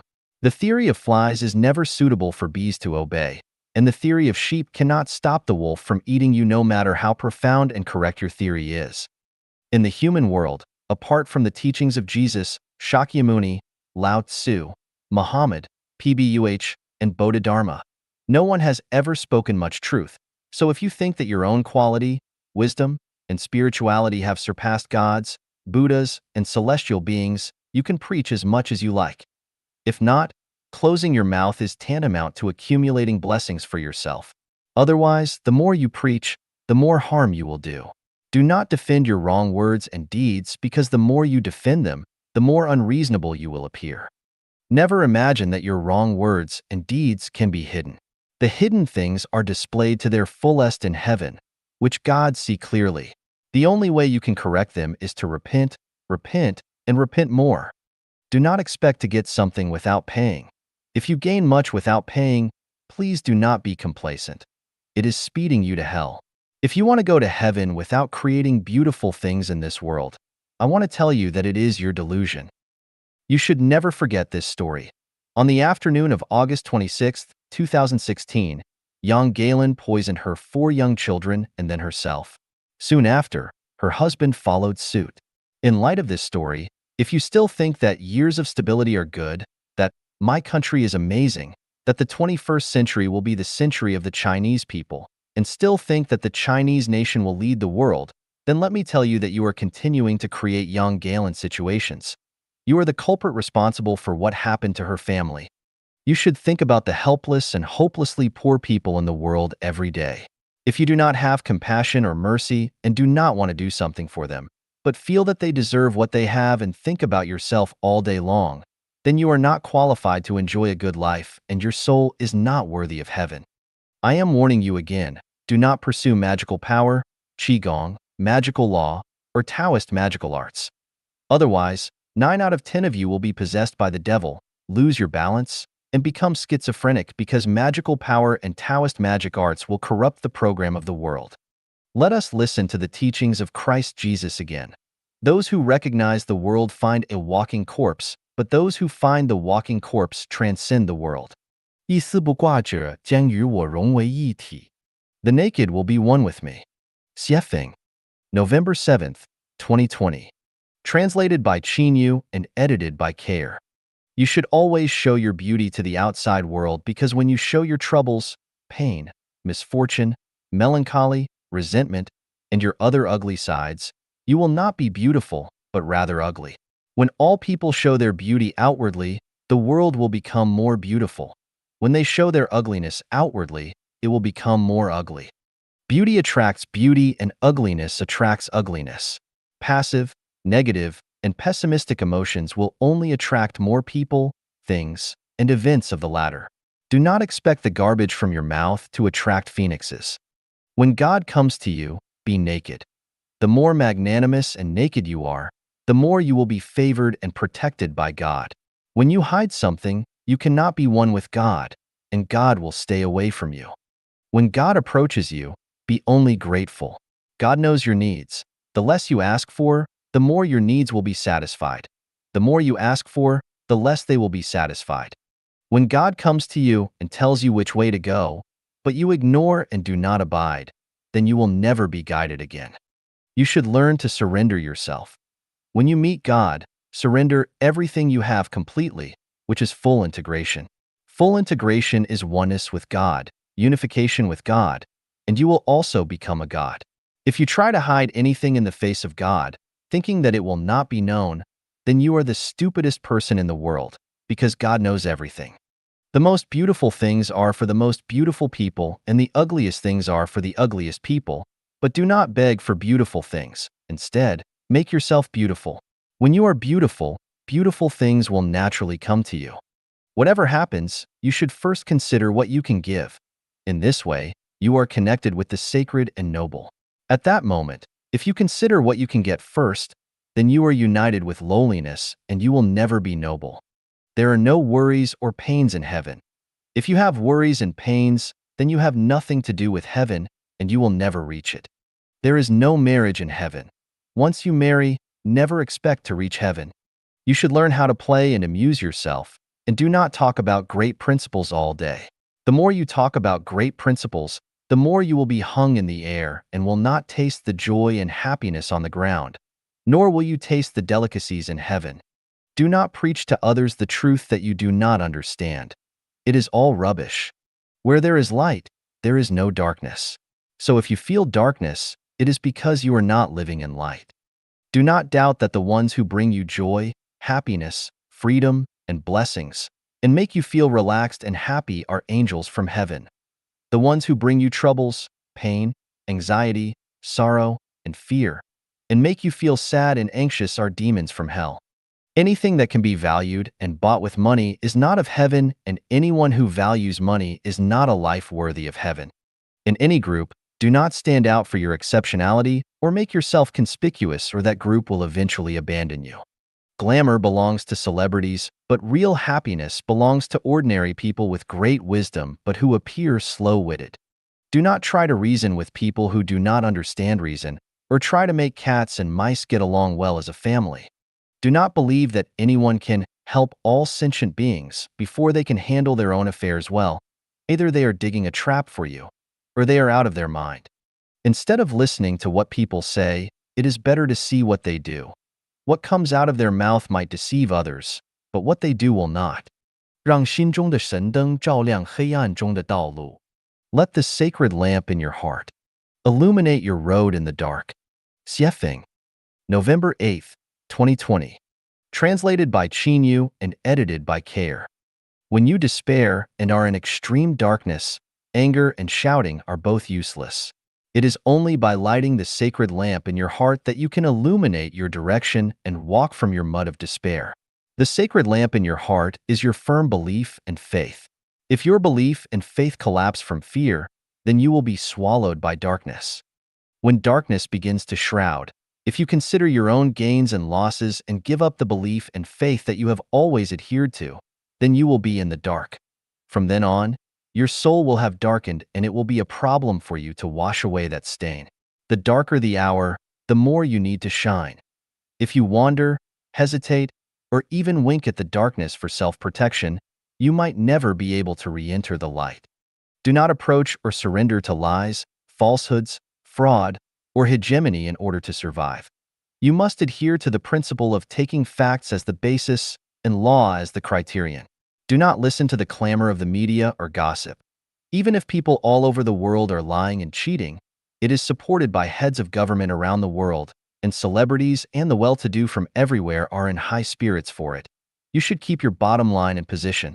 If you die, you should die on the way to the purest land instead of living on the grand road to hell. Your strength might be very weak and you might not be able to change the overall situation, but at least you should not become an accomplice of the darkness by shouting for it. In order to survive, you could keep silent, but never collaborate with it. If you do not know the facts, keep silent but do not jump to conclusions based on hearsay. Otherwise, when the facts eventually surface, you will regret it and be ashamed. In fact, the light has never been absent, the bank of justice has never closed down, the devil has never defeated God, and the consciences of many people have never vanished. People holding torches advance in succession. Even if it is temporarily shrouded in darkness, you must have the confidence to wait for the day when light will shine across the earth. God looks at everyone's performance from the sky and is choosing which lives will go to heaven. You must remember this soberly, and do not do wrong once, and you will never hear the end of it. You should know that power, material, prestige, media, and public opinion do not represent light. Only those who can make the people of the world live and work in peace and contentment, but never seek their own interests, represent light. If you do not see the light around you, then become it. This is how you will be glorified and lifted up to heaven, and from then on you will never experience death again. Do not have a fluky mind and think that some of your secrets can be hidden. What we say and do can never be really hidden, not even our innermost thoughts. People cannot see hidden things, but the detention information space records everything without omission, and God knows every action and thought of all people very well. People can deceive each other, but they can never deceive God. The darkness will pass and the sun will rise again. 美好人生是由自己信任的人们构成的。A beautiful life is composed of people whom you trust. Xiefeng. March 28th, 2024. Translation edited by Qinyu. If you have 100 people you can completely trust, then your life is the most beautiful, regardless of whether you are rich, powerful, or famous. If you don't have a single person worthy of complete trust, then your life is the most pitiful, no matter how wealthy or powerful you may be. Complete trust means you are willing to entrust your life to them, willing to take on any responsibility and obligation for them, willing to hand over your wealth to them without any doubt, and willing to share your innermost secrets with them without fear of being harmed. So, how many people do you have that you can completely trust? I thought to myself, in secular society, if a person has 3 to 5 people they can completely trust throughout their lifetime, it is already quite remarkable. Just imagine, the more people you completely trust, the larger your world feels, the more secure you feel, the happier you are, and the more optimistic, confident, and romantic you become. Conversely, if you have few or no people you completely trust, you may feel anxious, perceive constant threats, feel helpless, be pessimistic about the future, and view life as a bitter journey. Can you find and encounter 100 people worthy of complete trust throughout your life? I can confidently say that relying on money, power, fame, seduction, or status will never lead you to find people worthy of complete trust. In fact, it may lower the trust others have in you. You cannot be certain about how those around you, including your worldly relatives, friends, and others, truly feel about you. If you doubt this, try handing over all your wealth to someone and see what happens, or give them your bank card and password for safekeeping and withdrawal. If you hesitate, it proves that you don't truly trust them, or at least not completely. So where can you find 100 people worthy of complete trust? Only on the way to heaven can you find 100 people worthy of complete trust, not only 100, but even 1,000 or 10,000. I have come to this realization and assertion because I have found over 100 people whom I can completely trust. I can confidently place my money in their pockets without any doubt. I can confidently put all my assets under anyone's name without worrying that they will claim ownership. When I have over 100 people I can completely trust, I myself become insignificant. Working hard and creating wealth for those I trust becomes the greatest happiness and pride of my life.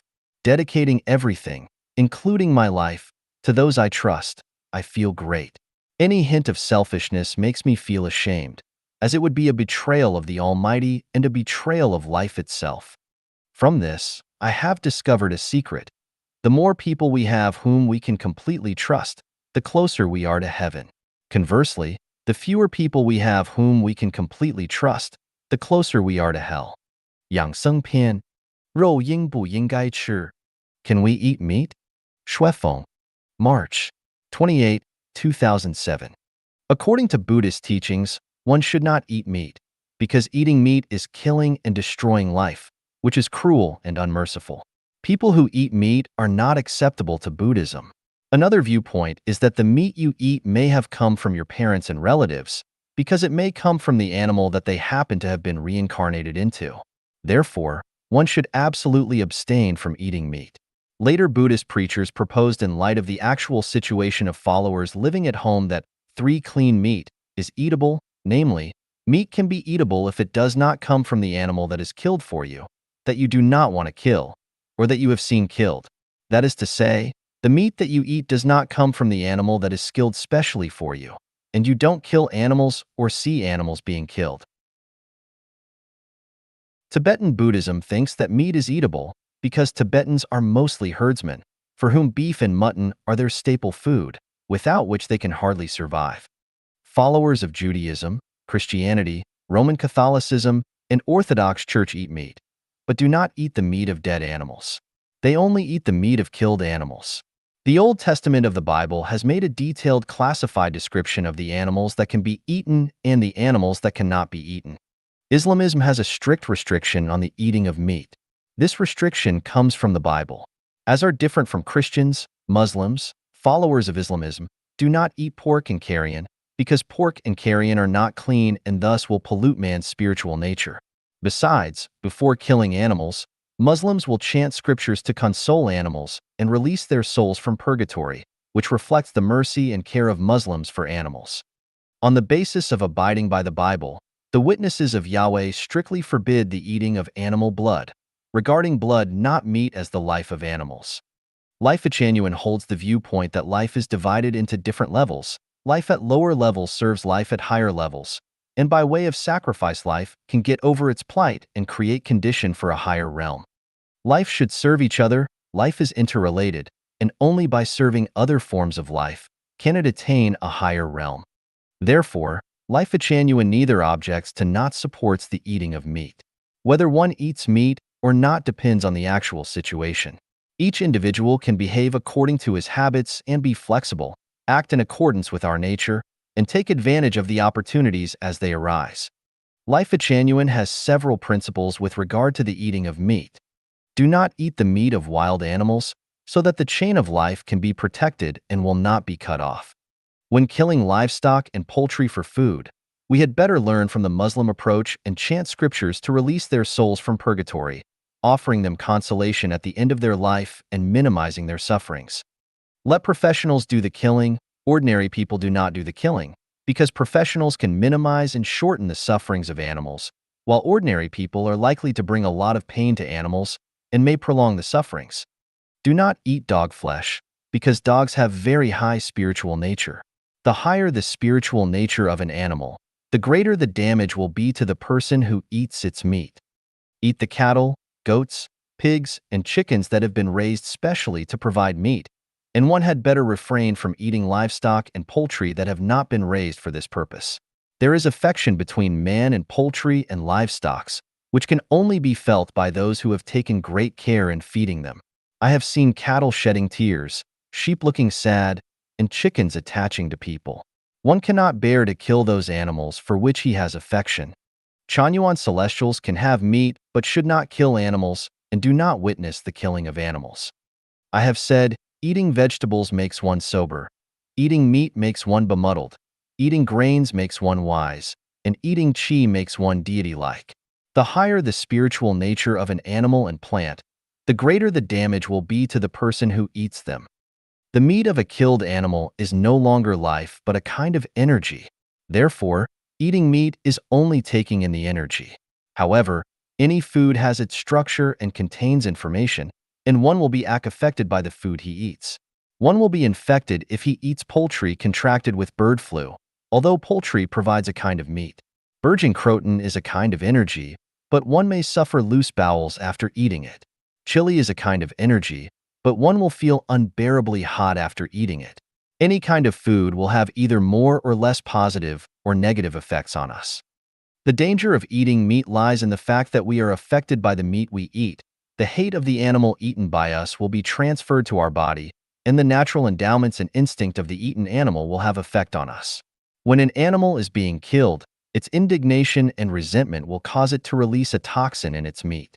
We will absorb the toxin when we eat the meat. Muslims are trying to lower the content of toxins to the greatest extent when they chant scriptures and release their souls from the purgatory and console them before killing animals. You can make an experiment. When you are enraged, your face will turn pale and blue because your anger has triggered the release of toxins in your body. You are what you eat, and this is only a matter of degree. Why do I stress again and again that we should feel a sense of gratitude every time we have the meal? Because only with a feeling of gratitude can we convert the toxins in the food and change the structure of food to benefit our own health. Christians will make prayer to the God at each meal to thank Him for the food He has given to people. And the deep level of reason for this is to convert the toxins. You can eat whenever you want to, but you must be grateful.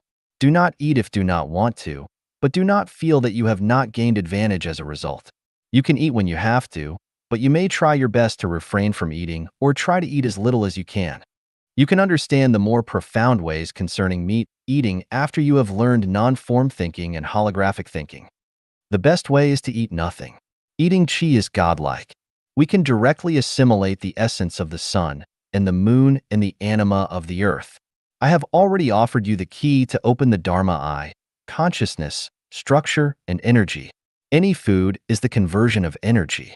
We eat mainly to absorb the energy contained in food.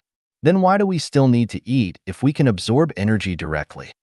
Actually, whether one eats meat or not is related to the structure of everyone's life. Why doesn't sheep eat meat? Why does wolf eat meat? This is determined by their different structure of life. With self-cultivation and self-refinery, a person who likes meat very much will gradually lose interest in it, will grow averse to it, and may feel disgusted even at sight of it. Why? Because the non-material structure of your life has changed. Do not pretend, do not force and push. Let's conform to natural tendency. The core issue is to perfect the non-material structure of life, which is the key to solving problems and the key to self-refinery. Dieting is mainly a habit of thinking. If we have unconventional thinking, we can do away with dieting. When we say that we should pay off our debts in the human world, be sure to bear in mind that we still have to pay back the debts to nature and the debts to plants. Why should we hold life and nature in awe and respect? Why should we protect life and nature? The purpose is to pay back our debts, not for the sake of morality. In modern times, the best way to pay off our debts is to build life genuine. The reason behind this is very profound, so we must strive to perceive and understand it. 健康的奥秘和价值 The Mystery and Value of Health. Xiefeng, July 23, 2011. Translated by Treasure and edited by Care. As people, we must keep our bodies healthy and energetic, for it is only when we are healthy that we can taste the sweetness of life. Once our health is lost, everything else goes. As people, we should never suffer illness. Even when death befalls us, we should not die of illness, but we should try for a death without illness. So, how do we remain healthy and avoid illness? Simply, the mystery of staying healthy and avoiding illness lies in having a perfect soul and a complete consciousness. If one's soul is perfect and their consciousness is complete, then I will guarantee that they will never get ill nor encounter unpredictable disasters. All causes of diseases lie in the non-material structures of life. If one structure goes wrong, then they will inevitably get ill or encounter some other disaster. If there is no problem with their structure, then there is no possibility of illness or disaster. The problem of structure is the problem of consciousness. If the consciousness is not pure, then the structure is imperfect, but if the consciousness is orderly and pure, then the structure must be perfect. How do we make our consciousnesses pure and perfect? There is only one solution, that is by taking the way of the greatest creator, following the teachings of Jesus Christ and Buddha Sakyamuni, and conducting oneself and acting according to the teachings of God, Buddha, celestial beings, and saints. To be specific, it is by building our soul gardens. As long as there are no weeds in our soul gardens, then our bodies will surely be in good health, and there will be no way to get ill or encounter unpredictable disasters. Desire, anger, ignorance, pride, and jealousy are weeds in our soul gardens. Envy, complaining, comparing, anger, selfishness, laziness, pride, arrogance, greed, and avid possession are all weeds in our soul gardens. All negative, gloomy, and pessimistic ideas, thoughts, and moods are weeds in our soul gardens which we should clean up thoroughly, or good health will be hard to maintain. People rack their brains to maintain their health. The ancient emperor's classic internal manuscripts listed ways for people to have good health and avoid illnesses.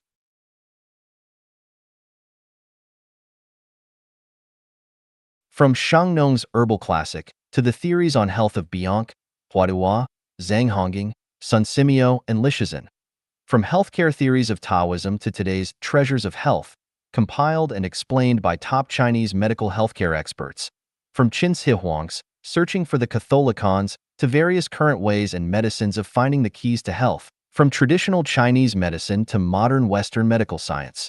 From all kinds of health magazines to the 5 volumes of Wisdom of Avoiding Illness by E. From meridian collateral theory to the ways of collecting qi and self-cultivating. As far as I am concerned, these health theories, as vast as a misty ocean, are only theories which begin to scratch the surface of treating symptoms but not root causes, and are ineffective attempts at solutions. Have you been ill, been hurt in a car accident, been bitten by a dog or a snake, fallen down suddenly, or twisted your ankle? All these things were due to the imperfection of your consciousness and soul. Never blame other factors. Find the reasons for yourselves.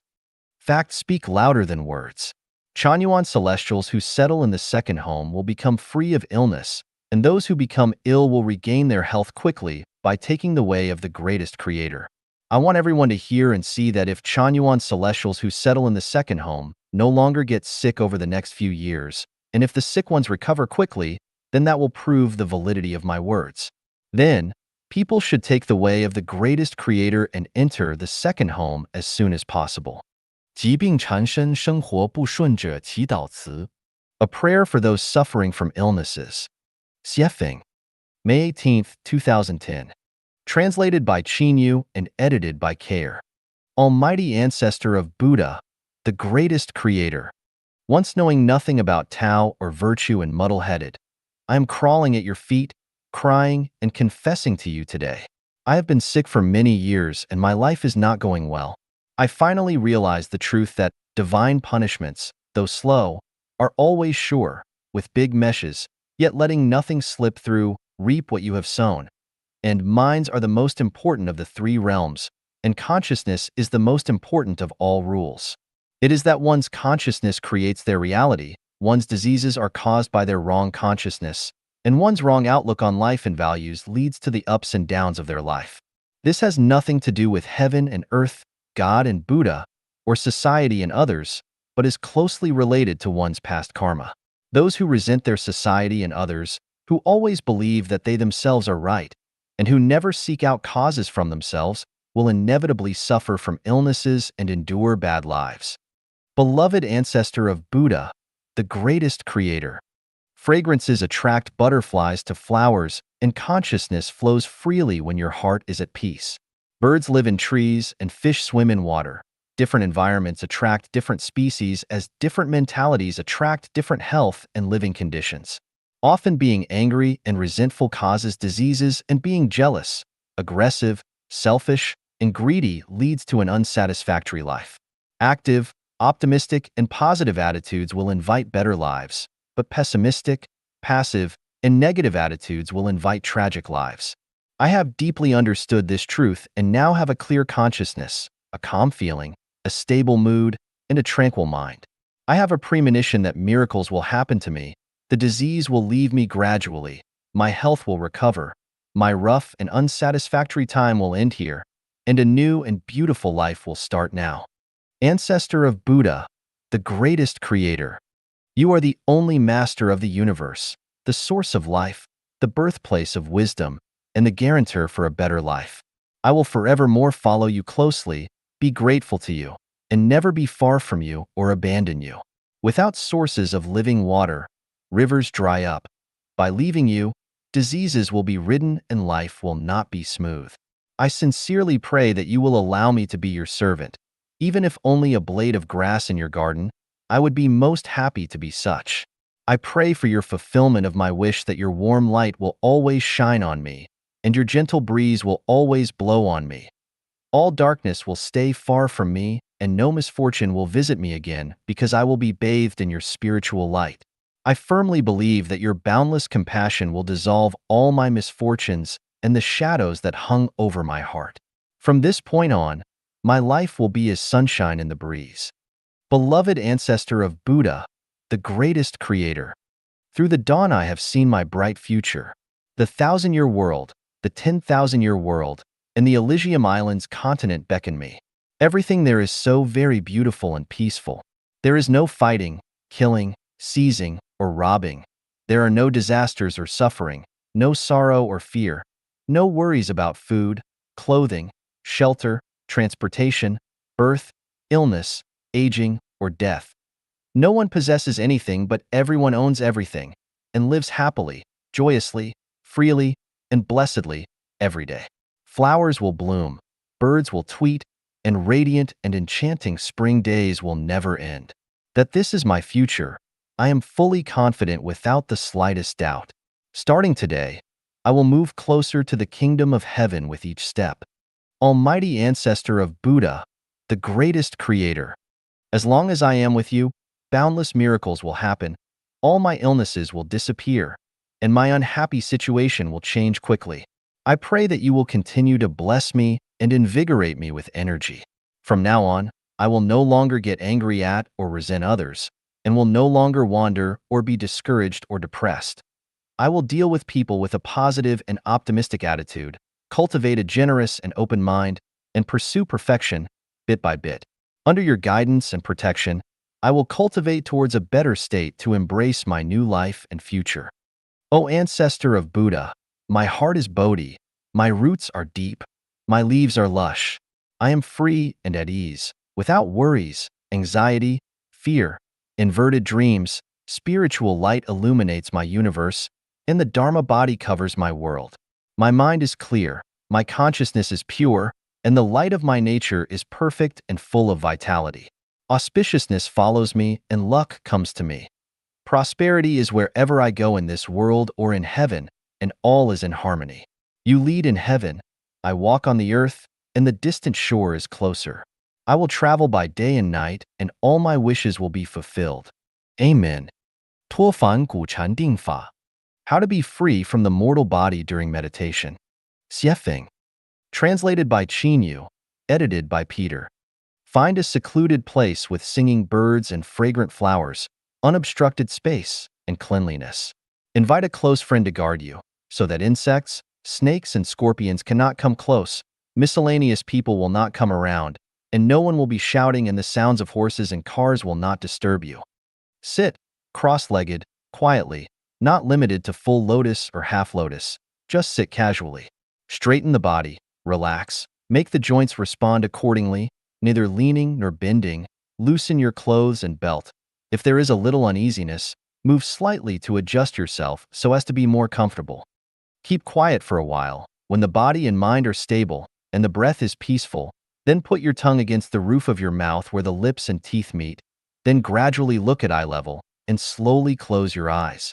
Then start to adjust your breath, not breathing deeply or heavily, but let your breath be thin and long, with no thinking, no notions. Just sit quietly. In the first few days, the trees may prefer to be calm, but the wind will not subside. The kindness and enmity in the world, the merits and demerits, will be reflected in your mind one by one. You cannot drive them away, and you cannot dispel them, because when you drive one away, another emerges. In the middle few days, self-desires will prevail, ideals, fantasies, and delusional scenes begin to appear in your mind, which you will not be able to make clear or to make them be in order. In the last few days, all views and peculiarities will gradually disappear, and your heart will gradually calm down, no longer being mindful of fame, fortune, karmic relatives, and other things. At this time, like a basin of dirty water, the scum floating on the surface of the water will have been skimmed off. The water quality will begin to show. The surface of the water will show a little light from the sun and the moon, the shadows of clouds, trees, and birds. With your mind holding up, your body practicing automatically, and your body and mind being straightened naturally, sitting without getting tired, your mind will be naturally clear and quiet, corresponding to your calmness, which holds the body and mind and makes them completely immovable. And the mind, from shallow to deep, becomes more and more stable without distractions. This is the first level of meditation. At the first level of meditation, there will be tactile sensations such as jumping, itching, coolness, warmth, lightness, heaviness, astringency, smoothness, falling, coldness, heat, floating, sinking, firmness, and softness, etc. And you will not see your body and any surrounding objects while sitting, as if you were in a void. When one enters deep into meditation gradually, the body and mind will become empty and quiet. One does not see inside or outside. At the same time, when the sense of touch arises, 10 merits and virtues appear along with it from the outside.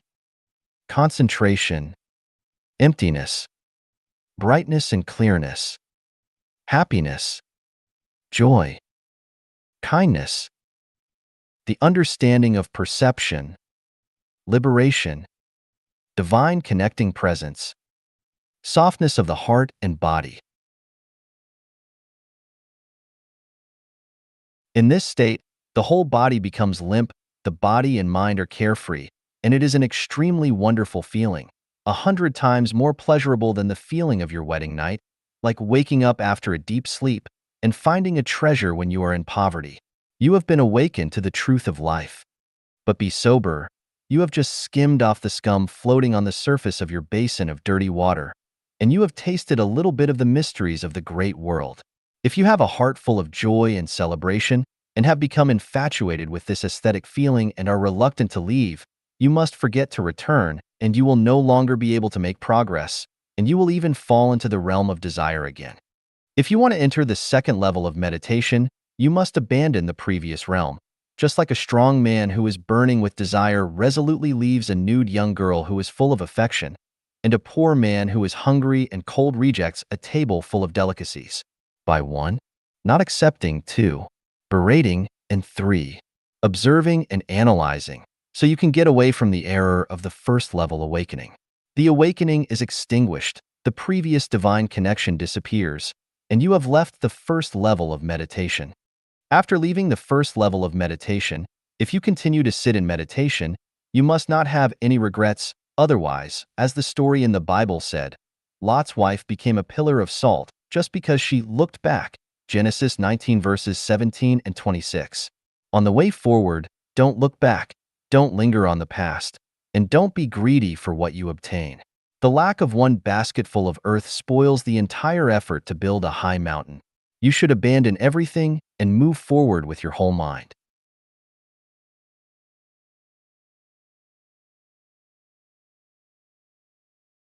Over time, before you know it, you will suddenly see a hungry tiger pounce on you, or a poisonous snake hissing and attacking you with its head up, or a monster with a green face and fangs opening its bloody mouth to bite you, or a headless ghost with its 5-pointed fingertips trying to grab you, or you may see a gentle and graceful fairy with ribbons fluttering on her body, floating towards you on auspicious clouds and melodic fairy music, or see the beautiful scenery, which is attractive, with many pavilions and towers among the green mountains and green waters covered by clouds and mist. Among the towers and pavilions, there are girls smiling and chasing each other. Several sensual beauties even make eyes with you and wave to you, and so on. These are the impurities in your spirituality, which are demonic. The scenes you see are illusory and unreal. They do not come from the outside world, but from within yourself. When these scenes appear one by one, as long as you are not afraid, let them try to invade you. But don't take the bait. Allow them to seduce you and keep still, and all kinds of illusions will gradually disappear. At this time, the impurities in your dirty water have been filtered out, and your water gradually becomes clear, and the true nature of the water will begin to appear. At this time, all phenomena in the vast world will be clearly reflected in this basin of water, and your heart will suddenly be clear and will shine. Concentration and happiness will emerge, just like a person coming out of the darkness, suddenly seeing outside that the spring is bright, the wind is gentle, the blue waves in the lake are rippling, the mountains are covered with green and various shades, the valley is full of fragrant flowers and birds are singing, white clouds are floating in the blue sky. What a peaceful scene. This is the second level of meditation. At the second level of meditation, not only are there 10 kinds of merits and virtues that are generated from within, but also you will reach 4 realms. 1. Inner purification. 2. Pleasure. 3. Joy. And 4. Peace of mind. Inner purification refers to the realization that your mind corresponds with your consciousness from the body, which corresponds with your consciousness in the first level of meditation, reaching of the manifestation of the direct Buddha nature from the awakening of your mentality. Pleasure refers to the self-pleasure of the body and mind, knowing that one has attained 10 kinds of merit and virtue. One's inner pleasure is immeasurable. Joy refers to tranquility, delight, and cheerfulness, continuous beauty and joy. Peace of mind refers to escaping a catastrophe, the denial of suffering and joy, that the way ahead is clear, the fairyland is near, the mind is unmoved, and this state of mind is not easy to alter. It must be understood that the joy produced in the second level of meditation is low-level joy, which is impure, and there is no such joy in real spirituality, Buddha nature. This joy comes from your body, so you should observe your mind and examine this joy. Not only should you refuse it, but you should also berate and reject it. If you do not accept it, it will silently fade away. Only this joy comes from the core of the cells and the depths of the soul. To abandon it, it can be said that the road to Shu is harder than scaling the sky afar. If the joy only comes from the heart, it is easy to do. The key is that it does not all come from the heart. Just like an animal, even if its heart is cut out, the cells and other parts of its body are still moving. This joy is full of capillaries and nerve endings of the whole body. If it is not restrained, it will disturb the heart and make the heart intoxicated. The elimination of joy mainly depends on wisdom and mind power. In the process of meditation, as long as good things happen, don't be greedy and nostalgic. You must berate and not accept it, and joy will disappear by itself.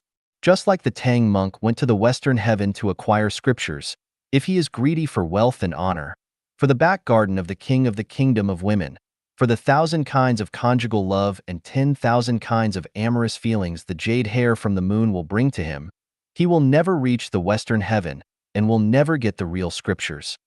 After subduing the obstacle of the second level of meditation, your mind will become calm again. Continue to sit quietly and adjust your breath, and gradually, you will feel refreshed, and your whole body will be filled with contentment and simplicity.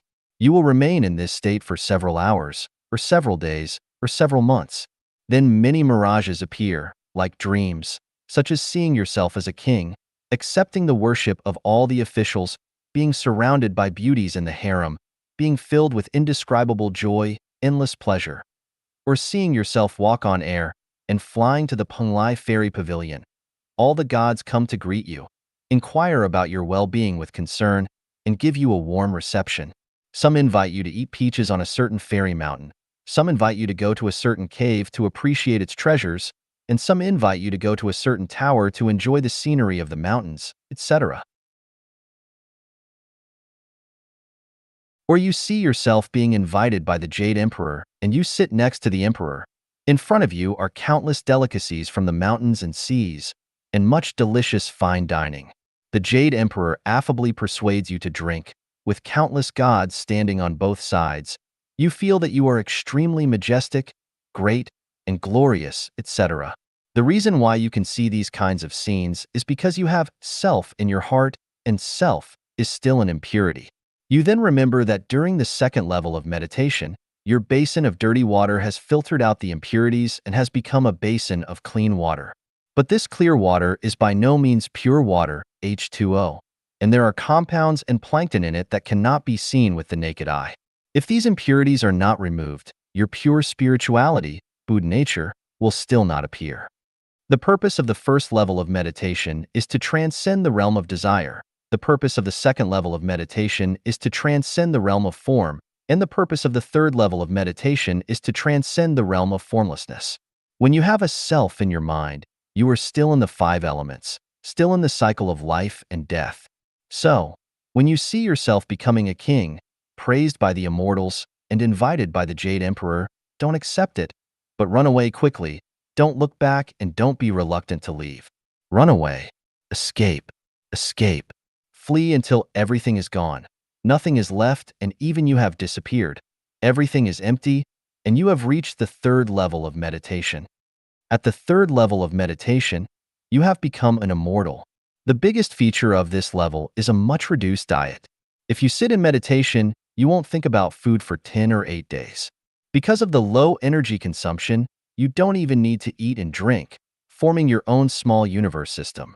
Even if you live in the height stop area of Mount Everest in the Himalayas, the so-called death altitude area, it won't pose a threat to your life for 2 or 3 months. The highest realm of Indian yoga is the third level of meditation. When you are in the third level state of meditation, whether you are walking, sitting, or lying down, you are in the process of cultivation. You don't need to practice in a quiet place, and you don't need your friends to protect and support you. It's okay even when you wander around downtown. Your body, internal organs, bones, tendons, and marrow, chi, blood, nerves, facial features, hair, etc., are undergoing chemical changes. In less serious cases, some parts of your body will become sarira, and in severe cases, your whole body will become adamantine and indestructible. Going one step further, you will reach the fourth level of meditation. At this time, you will have the supernatural power to transform, and you can ascend to the 1,000-year world or the 10,000-year world. After reaching the fifth level of meditation, you have become a Buddha and can ascend to the Elysium world. Since the fourth and fifth levels of meditation are beyond the scope of intermediate self-cultivation and intermediate healthcare, they will not be explained here.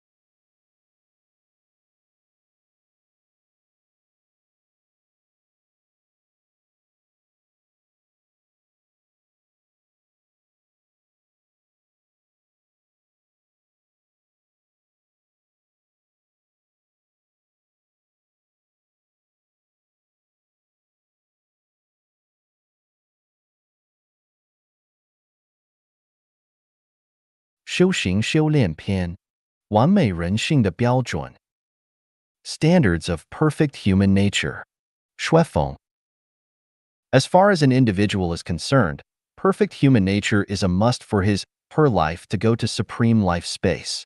As for the all human beings, it is the prerequisites to establish justice, peace, and happiness of human value system. Without perfect human nature, individual not only cannot get happiness, but also has no bright future. The mankind can never avoid the state of ups and downs in competition, confrontation, and war. The 8 conditions of perfect human nature. Revere greatest creator. Revere gods and Buddha. Revere other people. No mind of losing and winning. No mind of combating. Revere nature. Modest, trustworthy and honest. Be sympathetic and compassionate. Be able to adjust and stay calm in both good times and bad times. Conform to the laws of nature. Seek not the special and abnormal. Love life. Love labor. 一、敬畏上帝，敬重神佛，尊重他人。1. Revere the greatest creator. Revere gods and Buddha. Respect other people. Revere the greatest creator. We have already known that the greatest creator is the creator of the universe, the Lord of all the gods in the kingdom of heaven, the cradle of life, the birthplace of wisdom, the motive power of the universe, and the energy center of the hyperphysical world. The greatest creator has the 8 features. The greatest creator is unique, formless, neutral, mysterious, impartial, merciful, almighty, and wise. He exists in the negative universe in his spirit form and maintains the orderly operation of the universe by means of Tao, namely mana. The greatest creator has no fixed form. He can become any form of things in the universe. He is not the universe, yet everything in the universe is derived from him. He can accomplish anything as long as he wishes. If he wants the moon be removed, it can be done at any time. If he wants to make the Mars full of vitality, it will soon be realized. We humans have nothing to be proud of. We can neither control the Earth's moving, nor our birth and death. We can neither prevent thunder lightning nor control over tube ebb and flow. Without the things bestowed by the greatest creator, we cannot survive for even 1 minute. What has the dauntless revolutionary spirit of fearless to God and fearless to the earth brought us? Nothing but confusion, poverty, ignorance, and backwardness. The result of fearing nothing, daring to do anything. The sayings that man being the soul of the universe, man being able to conquer nature is belief crisis, a damaged nature, legal illiteracy and illiterate demoralization. Everyone has his own standards and claims, I am the number one. What a terrible thing. As the Tao Te Ching, when people have no fear of force, then, as is the common practice, great force descends, the great dread is the greatest creator. If we don't revere the greatest creator, the flood of Noah's time will befall again. Do we dare not revere the greatest creator? Only by revering the greatest creator can we have wisdom. Only by revering the greatest creator can we have life and peace. Only by revering the greatest creator can we have a bright future. Any infinite exaggeration of the human ability can do nothing but cause the destruction of humankind. As far as an individual is concerned, anyone who doesn't revere the greatest creator will never have a chance to go to the 1000, not to mention 10,000 world and the Elysium world. We can be arrogant and despise animals and plants. We can be bold enough to conquer the space, but our wisdom is far from controlling the thunder and lightning and ebb and flow.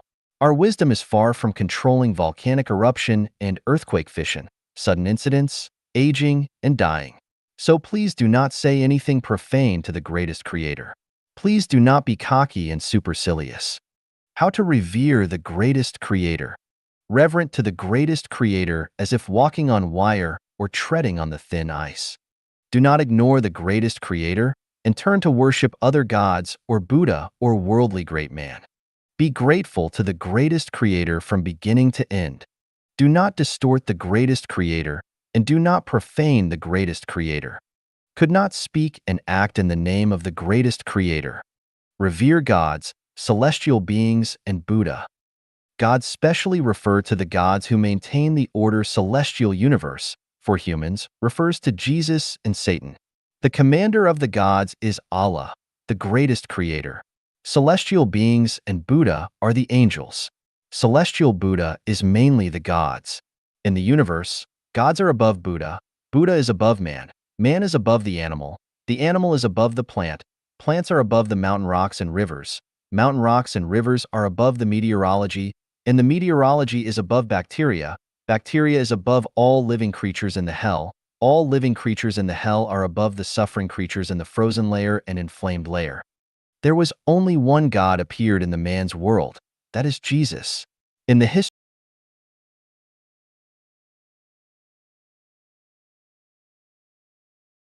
due to the shallow knowledge of negative universe, negative space, negative time, antimatter, human being cannot see the matters beyond the light of 400-700 nanometer and cannot hear the sound beyond 20 to 20,000 hertz frequency outside. So they can't know the gods and Buddha. But we cannot deny the existence of gods and Buddha because we cannot see them.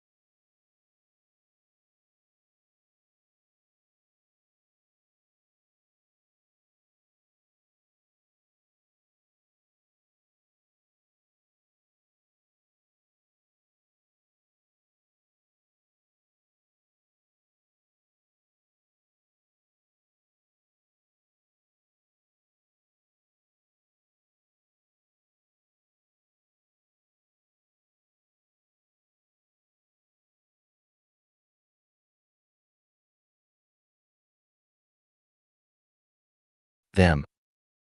The key to revere gods, celestial beings, and Buddha is to revere Jesus, Laozi, and Sakyamuni. Through their disciples, Jesus and Sakyamuni had left us a wealth of knowledge and profound wisdom. Through Tao Te Ching, Laozi explained to us the meaning of Taoism.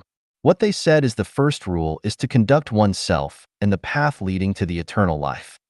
To revere to Jesus, the main thing is to understand and comply with the teachings of Matthew, Mark, Luke, John. You must read by yourself, do not listen to the hearsay, and make judgments in order to avoid misunderstanding. To revere Sakyamuni, the main thing is read the sayings of Sakyamuni recorded in Buddha's scriptures and to savor its profound truth. If you don't understand, you can consult Buddhism figures or unworldly higher beings. The most important thing is to get inspiration, to draw inferences about other cases. To dissect a sparrow, you should know the physiological structure of all sparrows. There is no need to dissect them all. When you get the structure of water from anywhere as H2O, then there is no need to conduct laboratory analysis to all the water on the earth.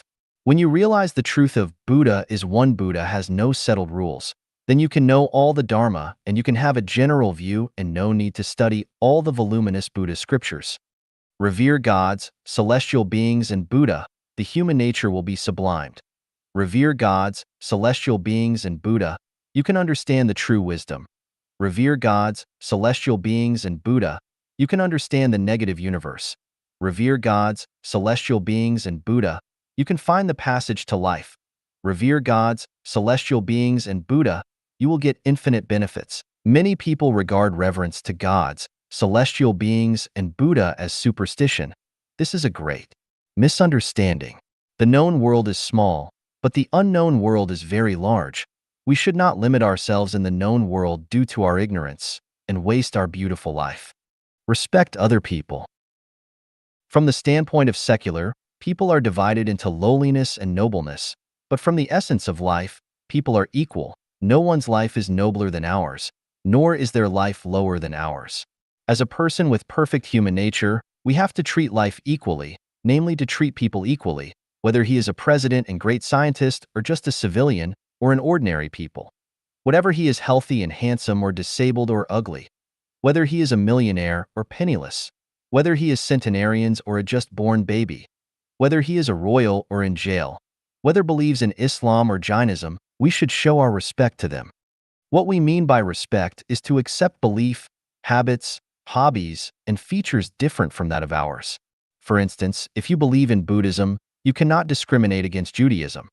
If you believe in Christianity, and you can't be egoistic and belittle atheism. You get the habits of drinking tea, but you cannot interfere with those who drink coffee.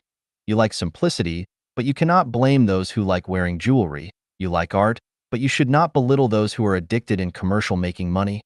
Maybe someone would ask, must we respect those who spit everywhere, use drugs, flirt with women, plunder, bully, and oppress the kind and the weak as well? My answer is yes. You need to respect them. His habits and conducts only represent that he is uncivilized, ill-bred, demoralized, which is different from the essence of life. The sun shines on everyone. The moonlight spread to all the corners on the earth. There is no garden without its weeds. The essence of life, people only, has no class of high or low level, so we have no reason not to respect them. I list some of the performance showing no respect to others for your reference. Spit and relieve everywhere. Talking loud in public places. Do not flush the toilet and littering. Break into one's house without notifying. Annoying others and disturbing others' business. No queuing. Do not take turns to get service. Disturb others' rest and peace. Unpunctual for appointment, meeting, and dinner. Promises were made to be broken. Blow one's nose when eating. Scold or abuse one's wife or children when there is a visitor. Laugh at, mock, and speak sarcastically. Abuse, beat others. Abuse, threaten children, including their own children. Deprive children's normal entertainment, force them to learn. Spit on somebody. Yield to seniors. Stare to the youngsters. Unfold others' secrets. Blame the relatives and friends of others. Force others to change their beliefs. Force others to have sex. Limit others' freedom, including wife and husband relation. Ignore others' well-intended respect. Bribe superior and force them to take presents and bring them to a dilemma. Look down upon the disabled. Knock others' door at midnight unless something urgent. Blow horns casually when driving. Using vulgar language. Swear a lot. Going to a banquet wearing slippers or sloppy dressed. Wear mini skirt or bare-chested in formal occasions. Flirt with others' wife or husband. Keep the borrowed things and do not to compensate for damages. Waste others' time. Take something or somebody favored by others. Slow driving in the fast traffic lane while fast driving in a slow traffic lane. Do not walk on the pavement in the busy traffic area, cross the road and block traffic. Lying, starting a rumor, or making inaccurate reports. Let the dog bite people. Take advantage of one's power to bully people. Put one's feet on the tea table when there is guest. Turn over others' bookshelf without permission. Use defective goods as presents. Selling inferior goods. Start to drive when passengers are not yet on board. Drivers who speak these words, are you looking for death? You want to die? Are you blind? To people who block their traffic. Let dilettanti do the adept work. Using the incompetent as leaders. Ask the experts to do the works they are neither interested nor familiar with. Organize meetings and force others to take into political ideology. Search others' body and purse without official permission. Tracking, investigating, and monitoring others with false charges. Mocking, speaking sarcastically and disdaining one's students as a teacher, cracking down students' self-esteem and self-confidence. Finding all sorts of excuses to collect fees. Degrade colleagues and peers. Speak bad words behind others' back. Be jealousy and demean others' achievement. Excessively touting, praising, and making negative praise. On looking, kicking up a fuss, instigating. Peeping others' letters. Sneeze, cough at others. Deliberately to go public places when informed to have infectious disease. Interference with others' private life. Humiliating others. Let others do business works on holidays or resting days. Farting and taking off shoes and socks in public places. Damage others' image and reputation with false charges. Make random guess and infer others' words and deeds and developing trend as per his personal thinking. Show off extravagancy in front of the poor and display knowledge in front of the illiteracy. Plagiarize, copy others' research results. Exploit others' labor and rights. Stripping others' private property accumulated through hard labor. Enter into others' restricted area without permission. Mining others' ancestral grave. Flashing headlights on full beams to the cars and people in the opposite direction when driving at night. Every speech and practice that embarrassing people. The above-listed performances of showing no respect for others cannot be regarded as a criminal offense, but just because these trivial matters cause the great pains in life. If everybody can respect others, needless to say, the world will be a fairyland. But it is impossible for everyone to learn to respect others, unless the human world is managed and everything from food to transportation are supplied by gods, and then execute compulsory measures, where everybody has already had the perfect human nature. All the other behaviors that violating state laws or hurting others are not showing respects. 2. 无胜负心,斗争心. 2. Have no sense of winning and losing or rival. The meaning of life lies to pursue truth and be an immortal rather than try to compete and gain victory. A man who doesn't sublimate his own personality does not pursue the perfect human life, but rather spends all his time and energy to struggle for money and wealth, fame and status, success and victory, glorify and illustrate his ancestors, or to leave a name in the history. He is putting the cart before the horse. The only path to the supreme life space is the perfect human nature. All the rest are nothing but the cumbersome and rubbish of life. Those who have no sense of winning and losing or rival should realize that you are unique in this world. You have your own life and the right to pursue a better life. You are behaving yourself in the standards of Allah and the greatest creator, rather than those standards of the secular society. You get proper conditions of existence through labor. You need not to spend precious life for worthless things. As a member of the human society, you should do your duty and obligation, rather than satisfy the vanity and pride for the catering of the world. If you are a piece of grass, You should not envy the upright poplars and delicate peony. If you are a rose, you should not laugh at the small grass and the dull willows. Don't reduce your life standards and bend your knees to the secular because of the persecution of life. Do not force yourself to do something you do not like. Working is for the sake of perfect humanity. If you are prompted and granted with higher ranks, it is fine. It is not right if you dare not to play golf simply because you are a president. It is not right if you dare not to go to the lake for fishing simply because you are a Nobel Prize winner. And you cannot forbid yourself to lie down naked in the outdoor bathing place simply because you have been granted as a moral master.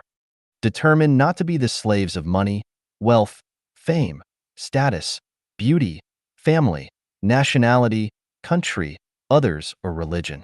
Do not override on anyone. Also, don't succumb to anyone. You are equal with all other people. The ups and downs, frustrations, and tortuous of your life are nothing but the pure ornament of your life. They are not success or failure. So do not be happy for the success and cry for the failure. Anyone cannot suppress you in the name of gods, celestial beings, and Buddha, because first you are a man. Nobody should comfort you and guide you with the illusion of the future himself is not clear. You have to enjoy the beautiful life belong to you in this lifetime first. Don't let other people's beliefs, which they can't even follow, to confine you. You should have your own standards. Let others enjoy the competition, contest, combating, and fighting. Don't get yourself involved. You should go on your life journey, in your own pace and speed.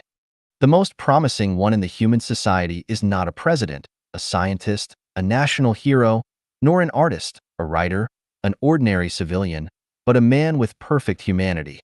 Shakyamuni Buddha has declared that I have obtained the passionless samadhi and that I surpass all men.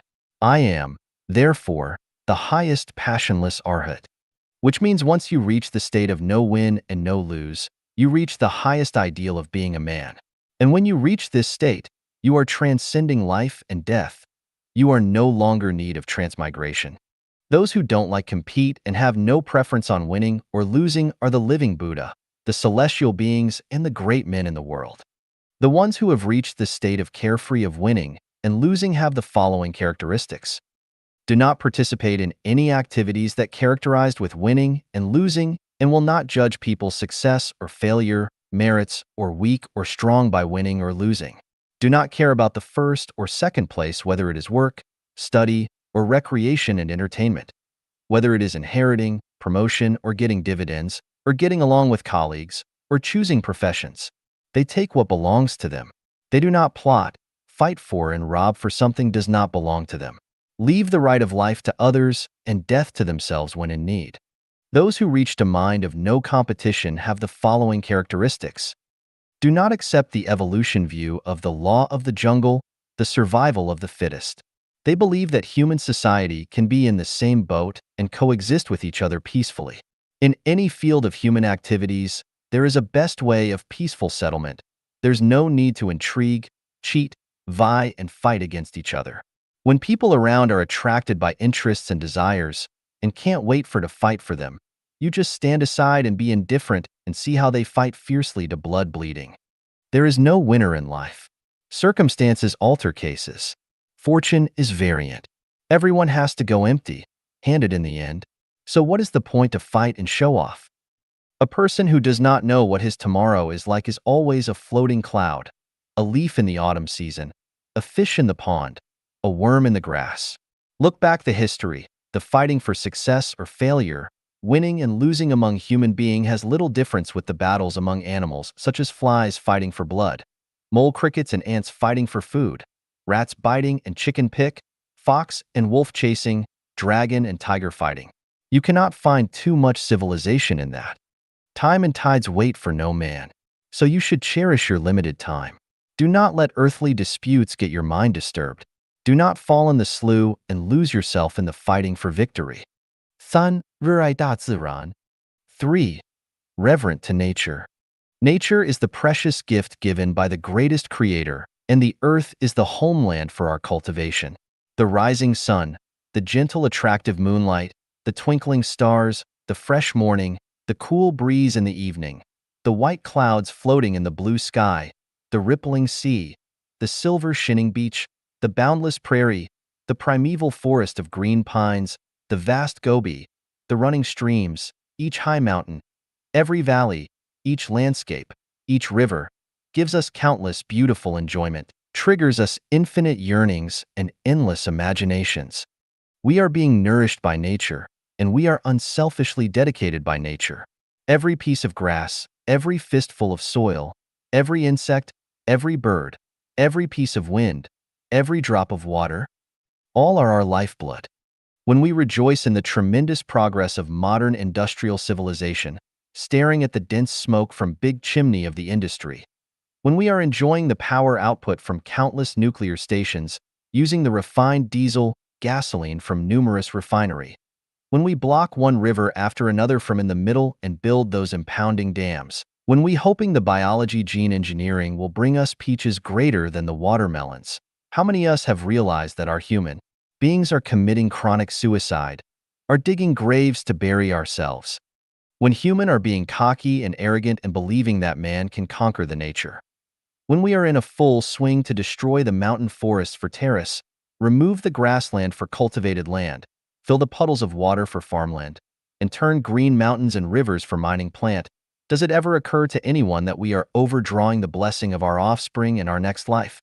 When the pesticide is used everywhere and there is no trace of insects and birds, when rats are killed by medicine and cats are fed by people, when the fishing net are tightly woven and the fish and shrimp find nowhere to hide, when wanton hunting the wild animals in nature for ivory, rhinoceros horn, velvet antler, musk, bear's paws, bird's nest, monkey brains, snake gale, tiger bones, leopards, and so on, when people intend to eat everything and dare to anything and are fearless to heaven and the earth, how many of us have realized that we are committing sins and accelerating the destruction of human? When people are spending a lot money to buy famous paintings and sculptures for collection and are intoxicated in indoor landscape. When people are fascinated by the virtual space of computer network and cannot extricate. When a building after another are stretching out in all directions and people are parsing for their intelligent masterpiece and are going beyond themselves. When people are bathing in the prismy neon, drinking champagne and good wine, eating delicacies of every kind, listening to the singing stars, wearing the fascinating miniskirt and are feeling unrestrained and cheerful. How many people can hear the nature is crying behind us? When people admire Bill Gates and are chasing wealth and trying to make a great fortune overnight and brazenly discharge the waste gas from the factories to the atmosphere. When people allow the sewage of the fertilizer plant to seep into the underground. When people pour the hospital infection virus water into rivers and the waste oil from the ship into the sea. How many of us have realized that we are committing crimes and we are murdering people? How to reverent to nature. Do not wear leather jackets or leather shoes or ornaments made from animals. Do not use bags or belts made from animal skins and furs. Do not eat the meat of wild animals. Do not drink any wine or other beverage mixed with the raw materials of animals. Do not raise, catch, and damage wild animals. Do not cut down trees and plants excessively. Do not involve in any activities that will pollute the air, the earth, the rivers, or any other activities harmful to nature. Do not overpraise any human masterpiece. Reverent to nature and protect nature, and in turn nature will love us, protect us, and breed us. 4. 谦逊守信诚实. 4. Modest, trustworthy, and honest. True modesty is seeking truth from facts, neither exaggerates nor disdains oneself. If Einstein says, I am one of the greatest scientists, most scientists are not as good as I am, and some of them are not worthy enough to be my servant. We cannot say Einstein is arrogance, not humble, because that is the truth. If the Mao Zedong says, I know little of politics tactics, I am no better than Qin Shi Huang, Emperor Liu Che in Han Dynasty, and Emperor Li Shimin in Tang Dynasty, neither am I as good enough as Lin Biao, Zhou Enlai, and Liu Shaoqi. Then, it is considered as humble, because that's not the fact. The sun is modest, the moon is modest, the peony is modest, and the grass is modest. The sun says, I am not as tender as the moon. The moon says, I am not as brilliant as the sun. The peony says, I am not as easy-growing as the grass. The grass says, I am not as delicate and dear as the peony. The sun says, The moon is nothing. It is neither bright nor dark, neither near nor far, sneaks in and out, hides in the day, and comes at night. How can it compare with me?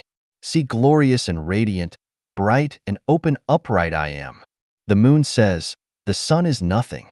It hangs naked in the sky. It is defiant, insolent from the masses. It is neither reserved nor modest. How can it compare with me? See how considerate I am to allow stars to twinkle. Peony says, what? Are you talking about the grass? The mean and messily scattered grass? How can it compare with me? I despise the bigwigs and dare to fight with the emperor. Can you? Are you qualified to do that? You know nothing except swing in the wind and being manipulated and kissing the ground and seeking for momentary ease. But I can bring the elegant, wonderful enjoyment for the people. Have you ever heard of the Peony Festival in Luoyang? That is specially designed to praise me. Little grass, are you able to do that? Useless thing. Grass says, Peony? You mean the painted skin, who knows nothing but swindle by false pretenses, seduce elite for its appearance, the showy, arrogant thing? Nothing to be boasting of. Were you not driven gloomily out of the forbidden city by a piece of paper order from Wu Zetian?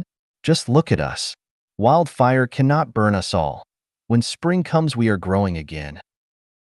When did you ever see we bend our noble heads to the human beings? Luoyang Peony Festival? Isn't it a narcissism farce of stealing the spotlight and relying on sensationalistic poor praise from human? Take a look at us grass, persistent through tremendous grinding and hardship, unbending no matter winds come from which directions. We have all traces in each and every wildness, in each valley and gobi. How can a small Luoyang city hold our footprint? Are you kidding? This is being not humble. I know someone who was same as me and was brought up in a peasant family background. Later she got some fortune by borrowing money from someone and became a shopkeeper's wife. She often says something like this, look, the ill-breed ghost of poverty. They are annoying me to death. Every time I heard this, I felt like a fishbone in my throat, hard to spit out or swallow in. People forget the past suffering quickly and much quicker than the speed of the rockets. This kind of words forgetting one's class origin is just being not humble. The truly modest people can reach this kind of state. Everything in the universe is equal. I am nothing special.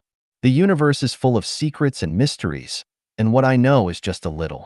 There are always bigger mountains than the one I know, and the sky I see is not the entire sky. There are many turns in life, and there is still a lot for me to learn. Being trustworthy is one of the significant symbols of perfect human nature. Being trustworthy is to fully to assume responsibility and obligation. Being trustworthy is to practice what you preach. Being trustworthy is not talking nonsense and deceiving others. Parents raise children carefully is being trustworthy. Children support the old as being trustworthy. The underlings do a good job as being trustworthy. Superiors show concern and care to the subordinates as being trustworthy. Strictly implement the contract, agreement is being trustworthy.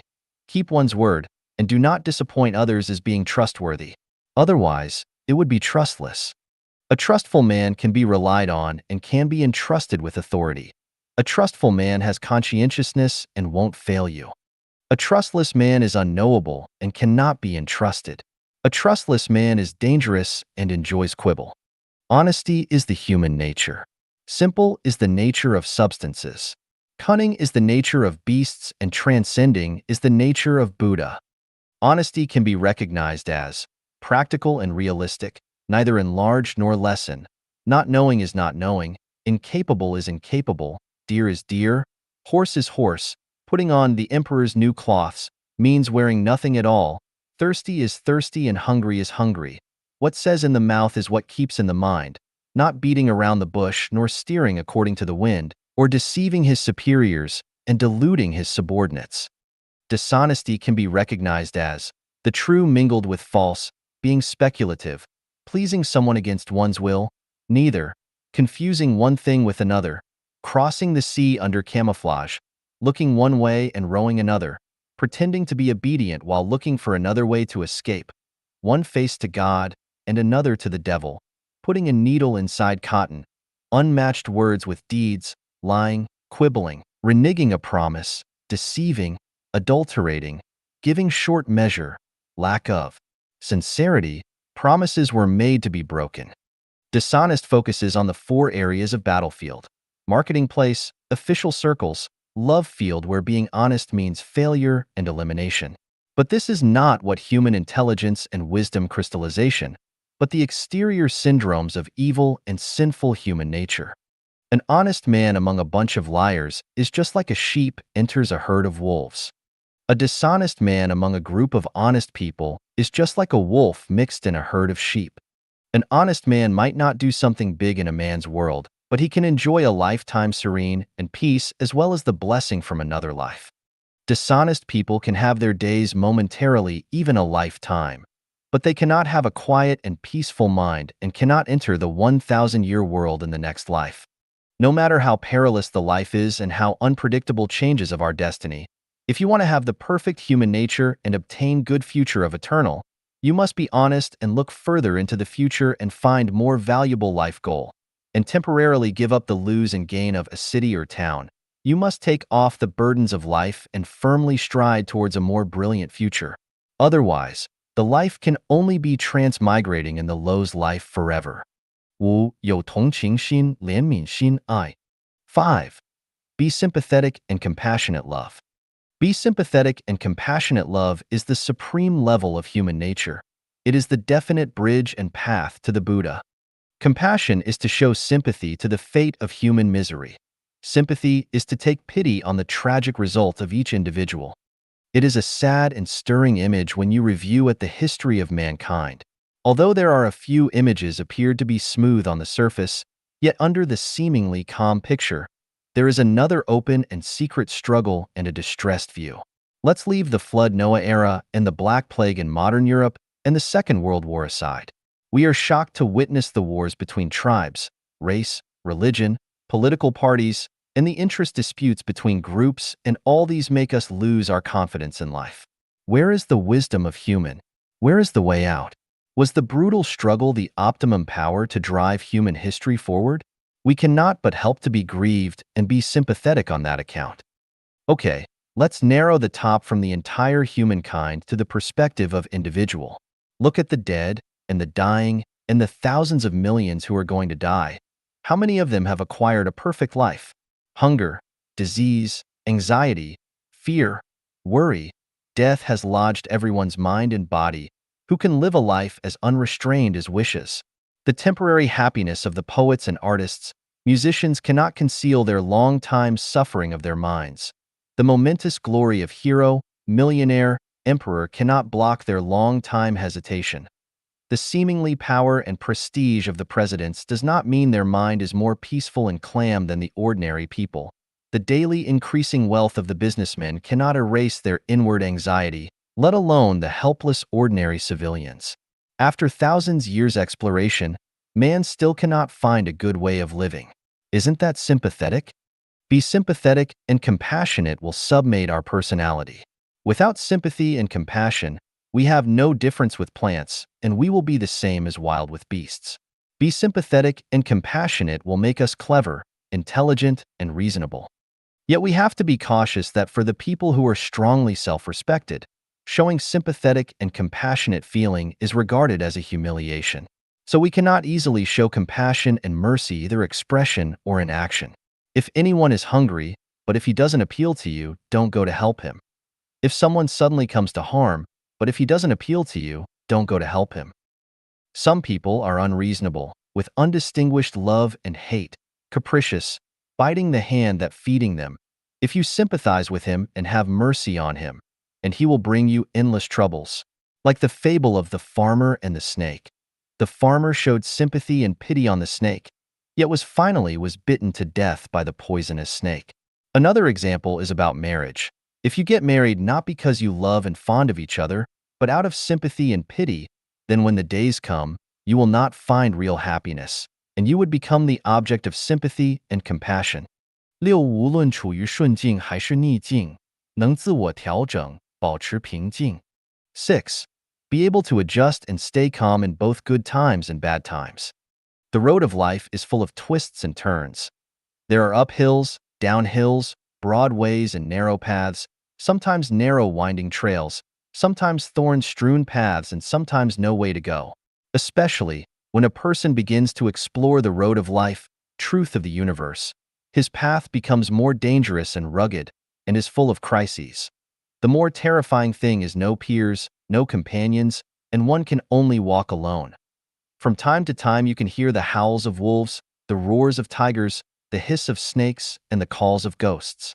The misunderstanding of the crowds, the incomprehension of the relatives, the instructions of the masters, and the habitual thoughts formed through thousands of years make your mind gaunt, tired. Sometimes you are very anxious to lie down and fall asleep, and hope that you will never wake up again. When we are in good times, we should not be arrogant, but should attribute all the benefits to the blessing of the greatest Creator. We should be thankful in our hearts, so as not to be eaten up by pride and beget sorrow out of the extreme joy. When we are in bad times, we should not give ourselves up as hopeless, regarding all the disadvantages as the faults of our own words and deeds, as the evil punishment for ourselves. In this way we would not hate heaven, hate the earth, hate society, and hate others. We can maintain a calm state of mind, can make vigorous efforts to turn the situation so as to turn the foul and rotten into the rare and ethereal and turn the bad times into the good times. Here are some ways to deal with particular bad times. Bereaved father in early youth, bereaved wife in prime life, and bereaved son when aged.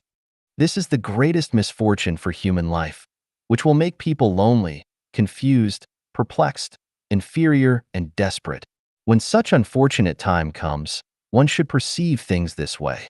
Misfortune generates happiness, and happiness breeds misfortune. Misfortune works as the best catalyst to Buddha. Misfortune can make people attain deeper-level understanding on human life and can enlighten one's understanding on the essence of life. As long as we keep calm, accept it naturally, do not underestimate our own capabilities, and continue to work hard, we will soon step on the road leading to supertime space. Everyone has his own life path. Everything in the universe is causality. Suffering, distressing, and enduring hardship is not entirely a bad thing. Buddha Sakyamuni often teaches us, suffering in the world and despised by common people are to offset the evil of the previous life, and one may enter the high-level life space in the afterlife. Jesus said, "Blessed are the poor in spirit, for theirs is the kingdom of heaven. Blessed are those who mourn, for they will be comforted. Blessed are the meek, for they will inherit the earth. Blessed are those who hunger and thirst for righteousness, for they will be filled. Blessed are the merciful, for they will be shown mercy. Blessed are the pure in heart, for they will see God. Blessed are the peacemakers, for they will be called sons of God. Blessed are those who are persecuted because of righteousness, for theirs is the kingdom of heaven. But woe to you who are rich, for you have already received your comfort. Woe to you who are well-fed now, for you will go hungry. Woe to you who laugh now, for you will mourn and weep. Woe to you when all men speak well of you, for that is how their fathers treated the false prophets." Matthew 5 verses 1 to 10. He who is to be made to dwindle in power must first be caused to expand. He who is to be weakened must first be made strong. He who is to be laid low must first be exalted to power. He who is to be taken away from must first be given. Vice versa. He who is to be made to expand must first be caused to dwindle in power. He who is to be strong must first be made weak. He who is to be exalted to power must first be laid low. He who is to be given must first be taken away from. From the wisdoms and instructions of Christ Jesus, ancestor of Buddha Sakyamuni and ancestor of celestial Lao Tzu, we can understand. If the greatest creator would love you, favor you, want to offer you eternal life, they will first make you locate under the condition of poverty, hardship, suffering, and torture. When heaven is about to place a great responsibility on a great man, it always first frustrates his spirit and will, exhausts his muscles and bones, exposes him to starvation and poverty, harasses him by troubles and setbacks so as to stimulate his spirit, toughen his nature, and enhance his abilities. If God is going to lead you to the high-level space, He must first make you suffer and confuse. Otherwise, People will be arrogant and selfish, will be out of all reason and will refuse to accept any persuasion. Without all those suffering, you can never go to the thousand-year world.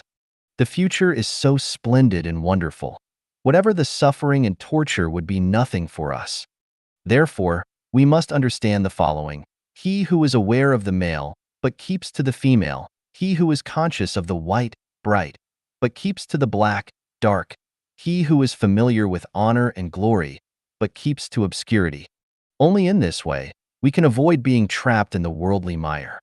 Being framed up, but one found it hard to vindicate oneself. Being misunderstood and framed up, one will feel more suffered than that of being openly hacked by knife and chopped by axe. He cannot divert himself from the inner anguish and bitterness. In most cases, this is the cause of human suicide. In this adverse situation, we cannot treat ourselves and the society with conventional thinking pattern. Complaining and calling for redress, blaming everyone and everything but oneself, being filled with indignation and being hostile to society can only speed up the collapse of one's own mind. We must understand, right and wrong should be left for God discerning. Merits and faults should be left for Tao assessing. Life and death, honor and disgrace should be temporarily given up. One should quietly wait for the good times of spring blossoms. One should firstly put oneself in a deserted island inwardly, seeing the Western world in cold detachment across the sea. At the same time, one should change this adversity into the turning point of life, work hard to explore the essence of life and human life and win over another way out. Unable to afford treatment when suffered from fatal illness. In such adversity, one should not lament his fate, nor should span 1,000 miles and waste time, effort, and money to look for panacea. Qin Shi Huang sent 3,000 young boys and girls to the so-called Penglai Island to seek the elixir. As a result, they disappeared without a trace. Emperor Li Shimin, from the Tang dynasty, ate the panacea made by Yuan Tiangang, who was a famous astrologer and Taoist, also failed to prolong his life. Let alone us, these poverty-stricken common people, we go out early and come back at dusk and live frugally throughout the year. We cannot afford any money to consume. Moreover, the present medical fee is so expensive, we cannot even afford it. However, what deserves us to feel sorry and pity are our beloved relatives, because they are the people who feel the real sadness and pains, not us, because they want to subsist, and there is still a long way ahead of them. So we must first take into consideration for our relatives and friends. Well, for ourselves, should we lose our spirit, wear a long face, be depressed and let it be? Surely not. The Bible says, "The mind of sinful man is death, but the mind controlled by the Spirit is life and peace." No one can be immortal, and death is not terrible. What terrifies us are the life of spiritual entity which will move towards the lower bound after the death of our flesh life. As we are faced with death and our time in the world is running out, we need put all our mind on the construction of our life of spiritual entity. In this way, our life of spiritual entity can be led to a better life space after we die.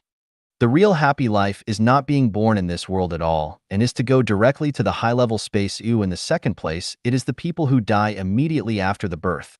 In the third place, it is the people who dies just after passing their childhood. The worst of life is the people who live confused and puzzled, and have to suffer at the age of 80. Because the earlier the death, the less the sin. The less the sin, the more chances to go to the high-level life space. How to build up a spiritual entity life? The most effective and simplest way is to enter life genuine and take the road of super time space. In this way, you can transcend the life and death, directly reach eternal. Not only that, your fatal illness may also disappear, and you may rejuvenate again. Therefore, with the fatal illness, one cannot afford the treatment, which may be a chance for one to understand life, to find new and good situation in the desperate life, to bloom again and change from sorrow to joy. Seizing this opportunity, as you suddenly become enlightened, you may laugh, ha ha ha, so that is what it is. 7. 顺应自然法则，不祈求特异. 7. Conforming to the laws of nature, not seeking for peculiarity. The so-called natural law refers to the law that exists within everything in the nature, and which determines its own orderly operation and the development trend. For example, the the movement of the solar system along the galaxy, and the movement of the stars within the solar system are all natural laws. Comet appear in the visible space of the Earth every 76 is also a law, namely the natural law. The seasonal and climate change on the Earth follows the nature law. Plant germination, growth and flowering, and bearing fruits also complies the laws of nature. The birth, growth, aging, and death of the animals are the natural law. People eat and drink, pee and poo, work at daytime and rest at night are the reflection of natural law. Everything in the universe will live in accordance with the laws of nature and will die if violating the natural law. The Earth will turn into dust and ashes if flying out of the solar system. If a farmer sows in autumn, he will not have harvest. People will surely die if they don't eat, drink, pee and poo. This is the rule, and this is the law. One of the main reasons for people to get sick is due to the violation of laws of nature. The special events encountered in a person's life is also mainly due to the violation of the laws of nature. The best life is the life complies with the law of nature. One should not seek for exception and peculiarity. However, most people have the desire of seeking exception and being outstanding unconsciously. Some of them even try to control the forces of nature and have exceptional functions. If this kind desire is just kept in their mind, then it belongs to the normal phenomenon. However, if it is implemented in action, it belongs to the abnormal phenomenon. Abnormal phenomenon is against the law of nature, and it does more harm than good. It may distort the normal mental activities, affect the person's normal life. I talked about exceptional function many times, but my purpose is to show the thought of supertime and space can achieve a certain kind of state, and I did not encourage anyone give up basic self-improvement and to specialize in exceptional function. Being transcendent does not mean one has to have exceptional functions. Self-refinery and self-improvement is not for obtaining exceptional functions either. All the achievements and ways with the sole purpose to pursue the exceptional functions will lead people into the astray and evil path. After China's reform and opening up, there have been waves of activity concerning refinery and improvement which has its positive effect. But the negative effect is also there, for the key is against the law of nature. Therefore, though the people involved in the practice were millions upon millions, few has gained exceptional functions, even fewer understand the Tao. The ultimate goal of life should be positioned in pursuit of perfect human nature and the goal of how to extend life in a higher life space. Exceptional functions are merely helpless in reaching this goal. Anyone that wants to take the shortcut will eventually find that they are wasting time. Remember, more haste, less speed. We are human beings, so first we must behave according to the laws of nature, and we have to eat and drink, pee and poo, study, work and rest and have fun and go through the process of birth, death, illness, and old age. On this basis, we can realize transcending and realize our dreams. To achieve doctorate, one must first lay a good foundation from primary school, high school, college, and graduate student course. Success comes from hard work. So, first we must behave as an ordinary people, common and take back the messy and scattered and floated mind. Set your mind. Find the direction, follow the nature, and you will succeed. Never and ever pursue exceptions, otherwise, you will be lost and caught by the devil. 8. Love life, love work. Life refers to the activity ability of an organism. The thinking ability, labor ability, and all other activities including talking, walking, eating, blinking, tickling are the expression of life forms. Life is 1 plus 1 is equal to 1. The first one refers to the physical flesh, and the other one refers to the spiritual entity. The combination of the two parts of flesh and spiritual entity constitute a complete life. Flesh without the spiritual entity is a dead body, and the spiritual entity without flesh cannot move in the three-dimensional space. Flesh is like a computer's hardware, and spiritual entity is like the computer's software. Without software, the best computer can be nothing but useless trash. Therefore, the flesh is the carrier, namely the vehicle of the spiritual entity, and the latter is the true essence of life. Our flesh is given by our parents, but our spiritual entity is given by the greatest creator. Therefore, love life is to protect our flesh to show respects to our parents and love spiritual entity, to revere the greatest creator. Life is above everything.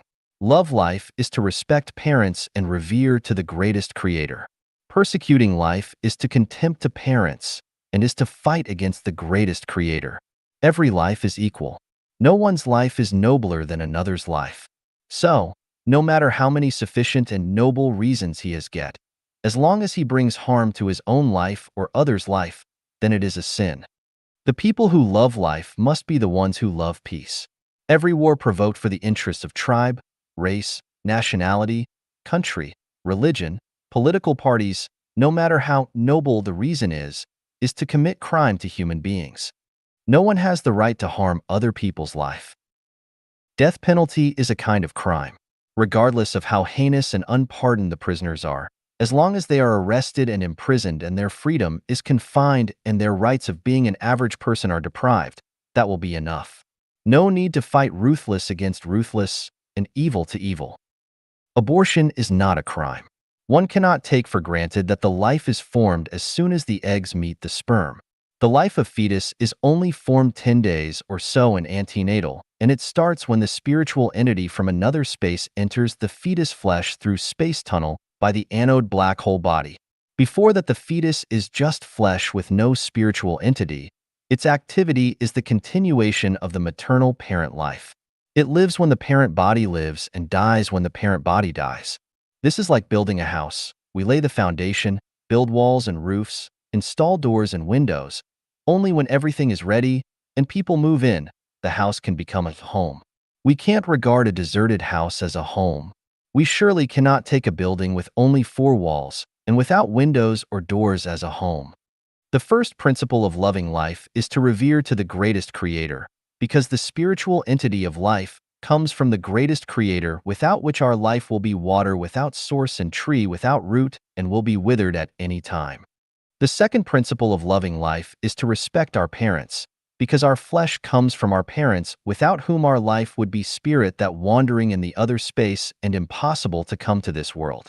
In the man's world, we see many people take time and energies in the pursuit of money, fame, and let their parents pass their time lonely and desperately.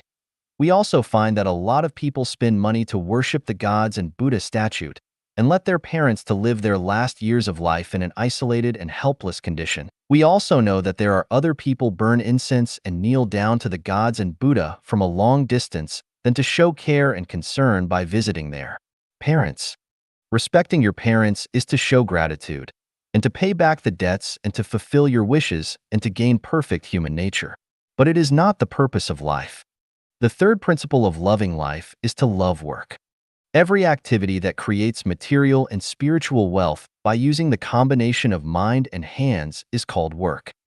Material wealth refers to the material entity independent from the consciousness, visible, touchable, and useful. The spiritual wealth refers to something that can arouse and encourage in people's heart and spirit and can withstand the test of time and have impact on human beings, such as thoughts, philosophy, literature, painting, music, songs and dance, drama, movies, etc. Working is the noblest human activity to keep healthy in life, gain happiness, and survive in the world. All human achievements are the result of labor. Look down upon work or belittle the value of work is the symbol of lacking human nature and the philosophy of parasite's life.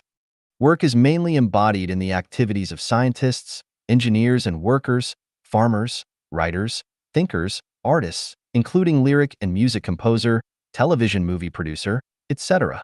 Trim a piece of lawn, boil a pot of cold water, make a dish, make a hairdo, design a style, sew a dress, remove a pile of junk, plant a potted flower, plant a tree, write a novel, cultivate a talented person, make a prescription, and deliver a baby, and others all belong to the category of work. Activities such as inviting guests and sending gifts, traveling for fun, keeping fit or exercising, eating, drinking, pulling, and peeing do not belong to the scope of work. Stealing and robbing, cheating and blackmailing, dividing the plunder and reaping the profits do not belong to the working category. In a society, only when the whole social society respects working, involves in working, it can be regarded as an ideal society full of human nature. Life is not classified as high or low, neither does labor. A society has no respect to working will inevitably become society of not knowing right or wrong, good or evil, with distorted human nature and reverse society, a society of unfair, unreasonable, injustice, unhappiness. The society will be incentive to corruption, encourage laziness, creating evil, advocating buckish, will be a vicious cycle and bound to be ruined. Love work is love life. Despise work is to destroy life. Everything can be labeled with a price except life. Everything should be centered on life from career, freedom, prosperity, glory, peace to ideal. What is the purpose of all these without life? Although life is tenacious, it is very frail and delicate. We have to take care of it all the time and everywhere. We are not expecting life to bloom gorgeous flowers and bear bumper fruit. We only hope that our life is like stream, joyfully singing, running through the creeks, ravines, fields and valleys from the fountain of life, smoothly flow into the sea the arms of life without being dry up in the midway. Let's love life, eulogize life and praise life. Let the tree of life be green forever. Let's hope every life can safely reach the ideal land. The Law of Gravitation of Life. Xiefeng, November 28, 2006. Translated by Transin. I say to you, you will not come out of it until you have made payment to the very last farthing. The motions and developmental trends of all objects are affected by gravitational forces. It is impossible for anything to escape without conquering the gravity that binds and constrains it. This law is suitable to the material world as well as to the non-material world. The law of the universal gravitation of life can be expressed thusly. Gravity exists between or among any destined lives in the universe. Their magnitude of gravity is directly proportional to the amount that they owe to each other and inversely proportional to how much favor they have done to each other. That is to say, the greater the debt is, the stronger the gravitational interactions will be, but the greater the favors, the stronger the reaction forces will be. The main reason that the souls of many self-refining people cannot reach even the lowest level of heaven after leaving their physical bodies is the effect of gravitation of the earth towards their lives. This is the procedure of Tao, which cannot be overcome only by consciousness. Many near-death people have already left their physical bodies, but they come back to life eventually, which result from the effect of the attraction to life. Many people arrive at beautiful places in their dreams only to awaken near the end as a result of this attraction. No matter how far they travel, immigrants always have been longings for their homes from time to time. A Punjabi phrase says, East, West, home is best, and part of an American poem and song goes, be it ever so humble, there is no place like home.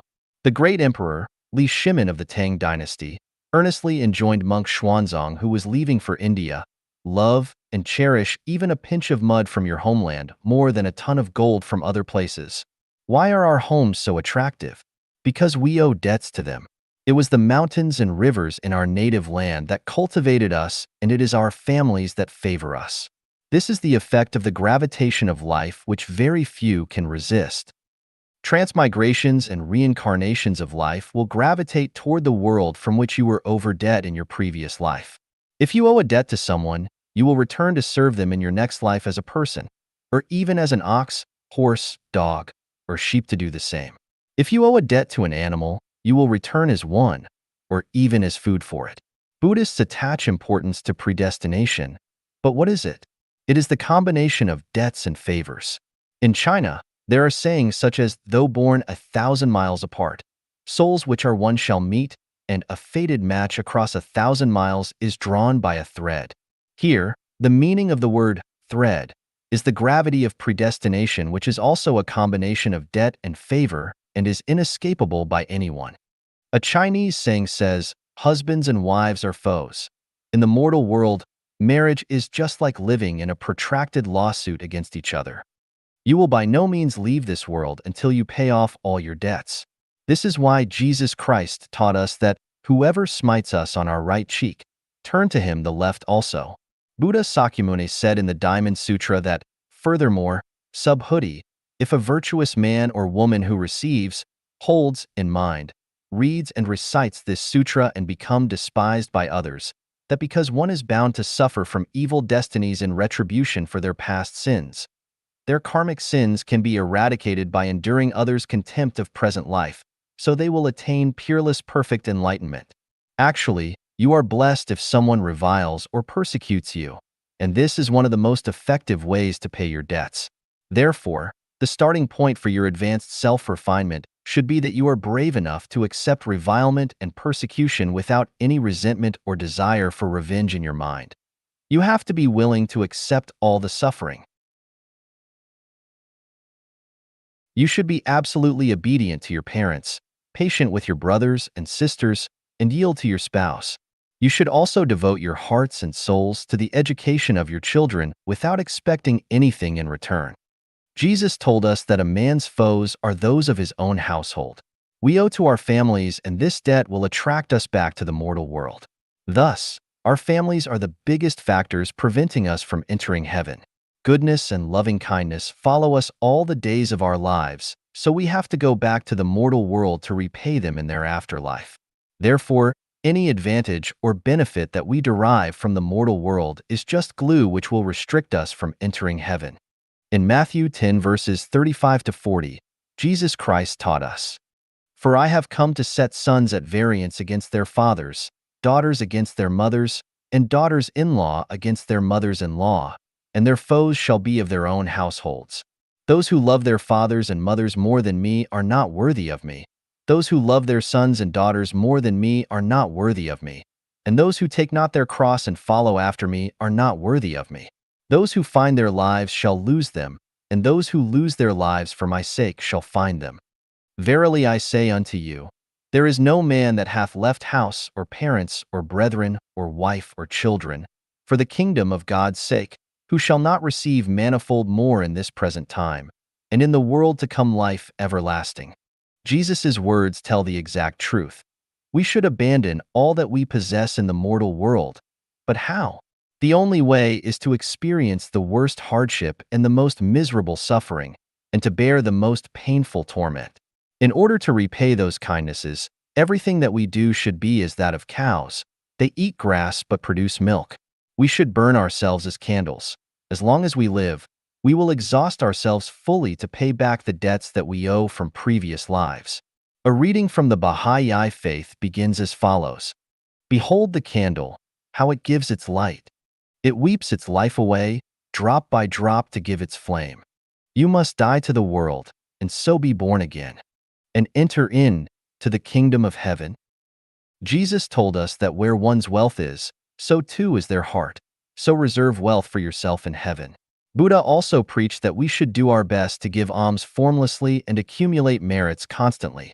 In this way, the fruit of its reward will be inconceivable. We will understand the law of universal gravitation of life as soon as we enter into the non-material world. Some have dreamed of flying in very beautiful places, which show very little magnitude of gravitational attraction from the mortal world, while others have never flown in their dreams. Some have never dreamed in color, which indicates a big magnitude of gravitational force from the mortal world. Although Isaac Newton's 3 laws of motion describe the material world, but they also apply to the non-material world and offer inspiration to us. We can understand this principle from the case of the 3 cosmic velocities. A satellite must meet an initial velocity requirement of 7.9 kilometers per second in order to orbit around the Earth. Escape velocity is 11.2 kilometers per second for it to escape from the Earth's gravity and rotate around the Sun. A third and higher velocity will allow the spacecraft to escape from the Sun's gravity and travel out into the galaxies. The 1,000-year world, 10,000-year world, and Elysium world that I have described are just like those 3 cosmic velocity levels. The first cosmic velocity is required to reach the 1,000-year world. The second is required for the 10,000 world, and the third is required for reaching the Elysium world. It is impossible to reach the above 3 worlds unless the requirements for the minimum speeds are achieved. Of course, this is a metaphor, but the concept applies. Pay your debts and free yourselves from the shackle of the gravity of lower life space. Pay that final farthing that you owed to the lower space lives. The best way to do this is to give alms formlessly and accumulate merits. Do you know why the best way to self-improve and self-cultivate is to help construct life a genuine? It is because we are initiating the Life-Genuine era for humankind, and this era will not only benefit humankind, animals, and plants, but also rivers, lakes, the sea, and the sky. We are accumulating the greatest merits which are sufficient to offset all that you have owed to all forms of life throughout all time, including what we owe to our families. Why should we revere life and nature? This is the basic principle. Understanding these principles, we will feel sweet even when enduring hardship and tiredness. The enjoyment should be given priority to others, and the hardship and tiredness should be left for ourselves. One should set up a superior goal, work hard on an ordinary job, and lead a humble life. In this way, we will burn ourselves as candles to the greatest extent. Forget complaining if you ever wanted to, give up revenge if you ever desired to, and release any hate that you still have. On the contrary, bless those whom you felt antagonism toward. The law of the universal gravitation of life tells us that the magnitude of gravity is directly proportional to what we owe but inversely proportional to what we have favored. The more that one owes, the greater their magnitude of gravitational interactions will be, and the more difficult it will be for them to reach heaven. However, the more that one has favored, the less that the gravitational force will pull on them, and the easier it will be for them to leave for heaven. When we face our imminent deaths, we will rest in peace if we are free from all concerns and debts. Otherwise, we will turn over in our graves with restless souls. Do not accept favors from others readily. Once you accept them, they will become your debts. Those favors relieve others, but shackle you. Do not kill animals intentionally, or those animals will be freed, but you will be shackled. Be as much a vegan, or at least a vegetarian as you can, because animals are lives too. What is owed to animals must be repaid eventually. What you gain must correspond with what you have paid, and any excess is unnecessary because it means debt for you. I am unable to describe all the details. Get to know the principles first, and then put them into practice. 生命的反物质结构完美的标志 The symbol of a perfect soul. Non-material structure of life. Xiefeng. April 14th, 2010. Translated by Tsong Long and edited by Care. There is no absolute perfection, only relative perfection.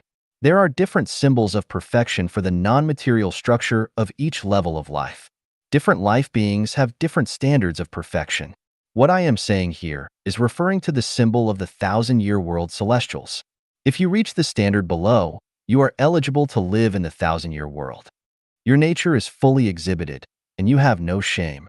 Adam and Eve were nude and shameless in the beginning, but they later had shame and were dismissed from Eden to live on earth.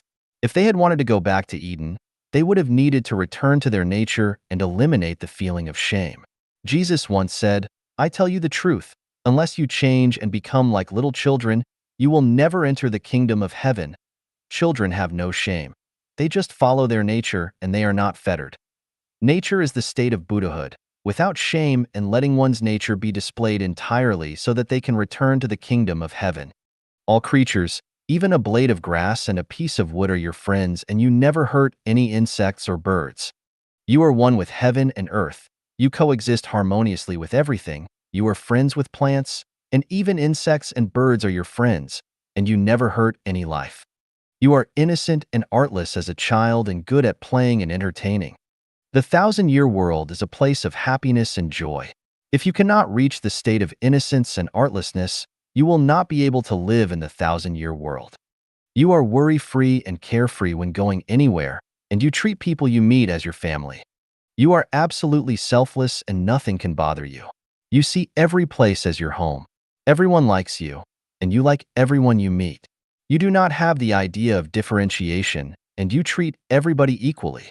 You own nothing, possess no one, are never jealous, and never compare yourself with others. You are well integrated into nature and the community. You own nothing, nor do you possess those whom you love. You are not jealous of your fellows. You only praise and love them. You never compare yourself with others. You are healthy, positive, and optimistic, and never have negative feelings. You are mentally and emotionally healthy, positive, optimistic, and you never have negative feelings. You always bring happiness and fun to the people around you. You never hesitate or worry, and you are not even on your guard against anything. You are ordinary, and keep a low profile, and you never hate anyone or try to feel superior. You do not have the feeling of lowliness or nobleness, superiority or inferiority. You only react when you feel the call in your heart. You are able to adapt yourself to any circumstance. You never act out of bravado or pick on anybody. You never have the desire to manage or control others, and you do not know hatred, discontentment, or what outstanding and superior are. You do what you like, but within boundaries. You are free and unrestrained, but even-tempered. You revere the greatest creator, life, and nature, and you maintain these values. You love life and all creatures. You are always grateful, and you get along well with the group. You do not have neither bad habits nor a bad temper. You never complain or get angry, and you never make mischief among people, but you never swallow insult and humiliation silently or allow your will to be abused. You are free and unfettered. If you have ascended to the above 8 standards, you have reached the first milestone and have stepped into the group of celestials. You can further self-cultivate on this basis to qualify to live in 10,000-year world in the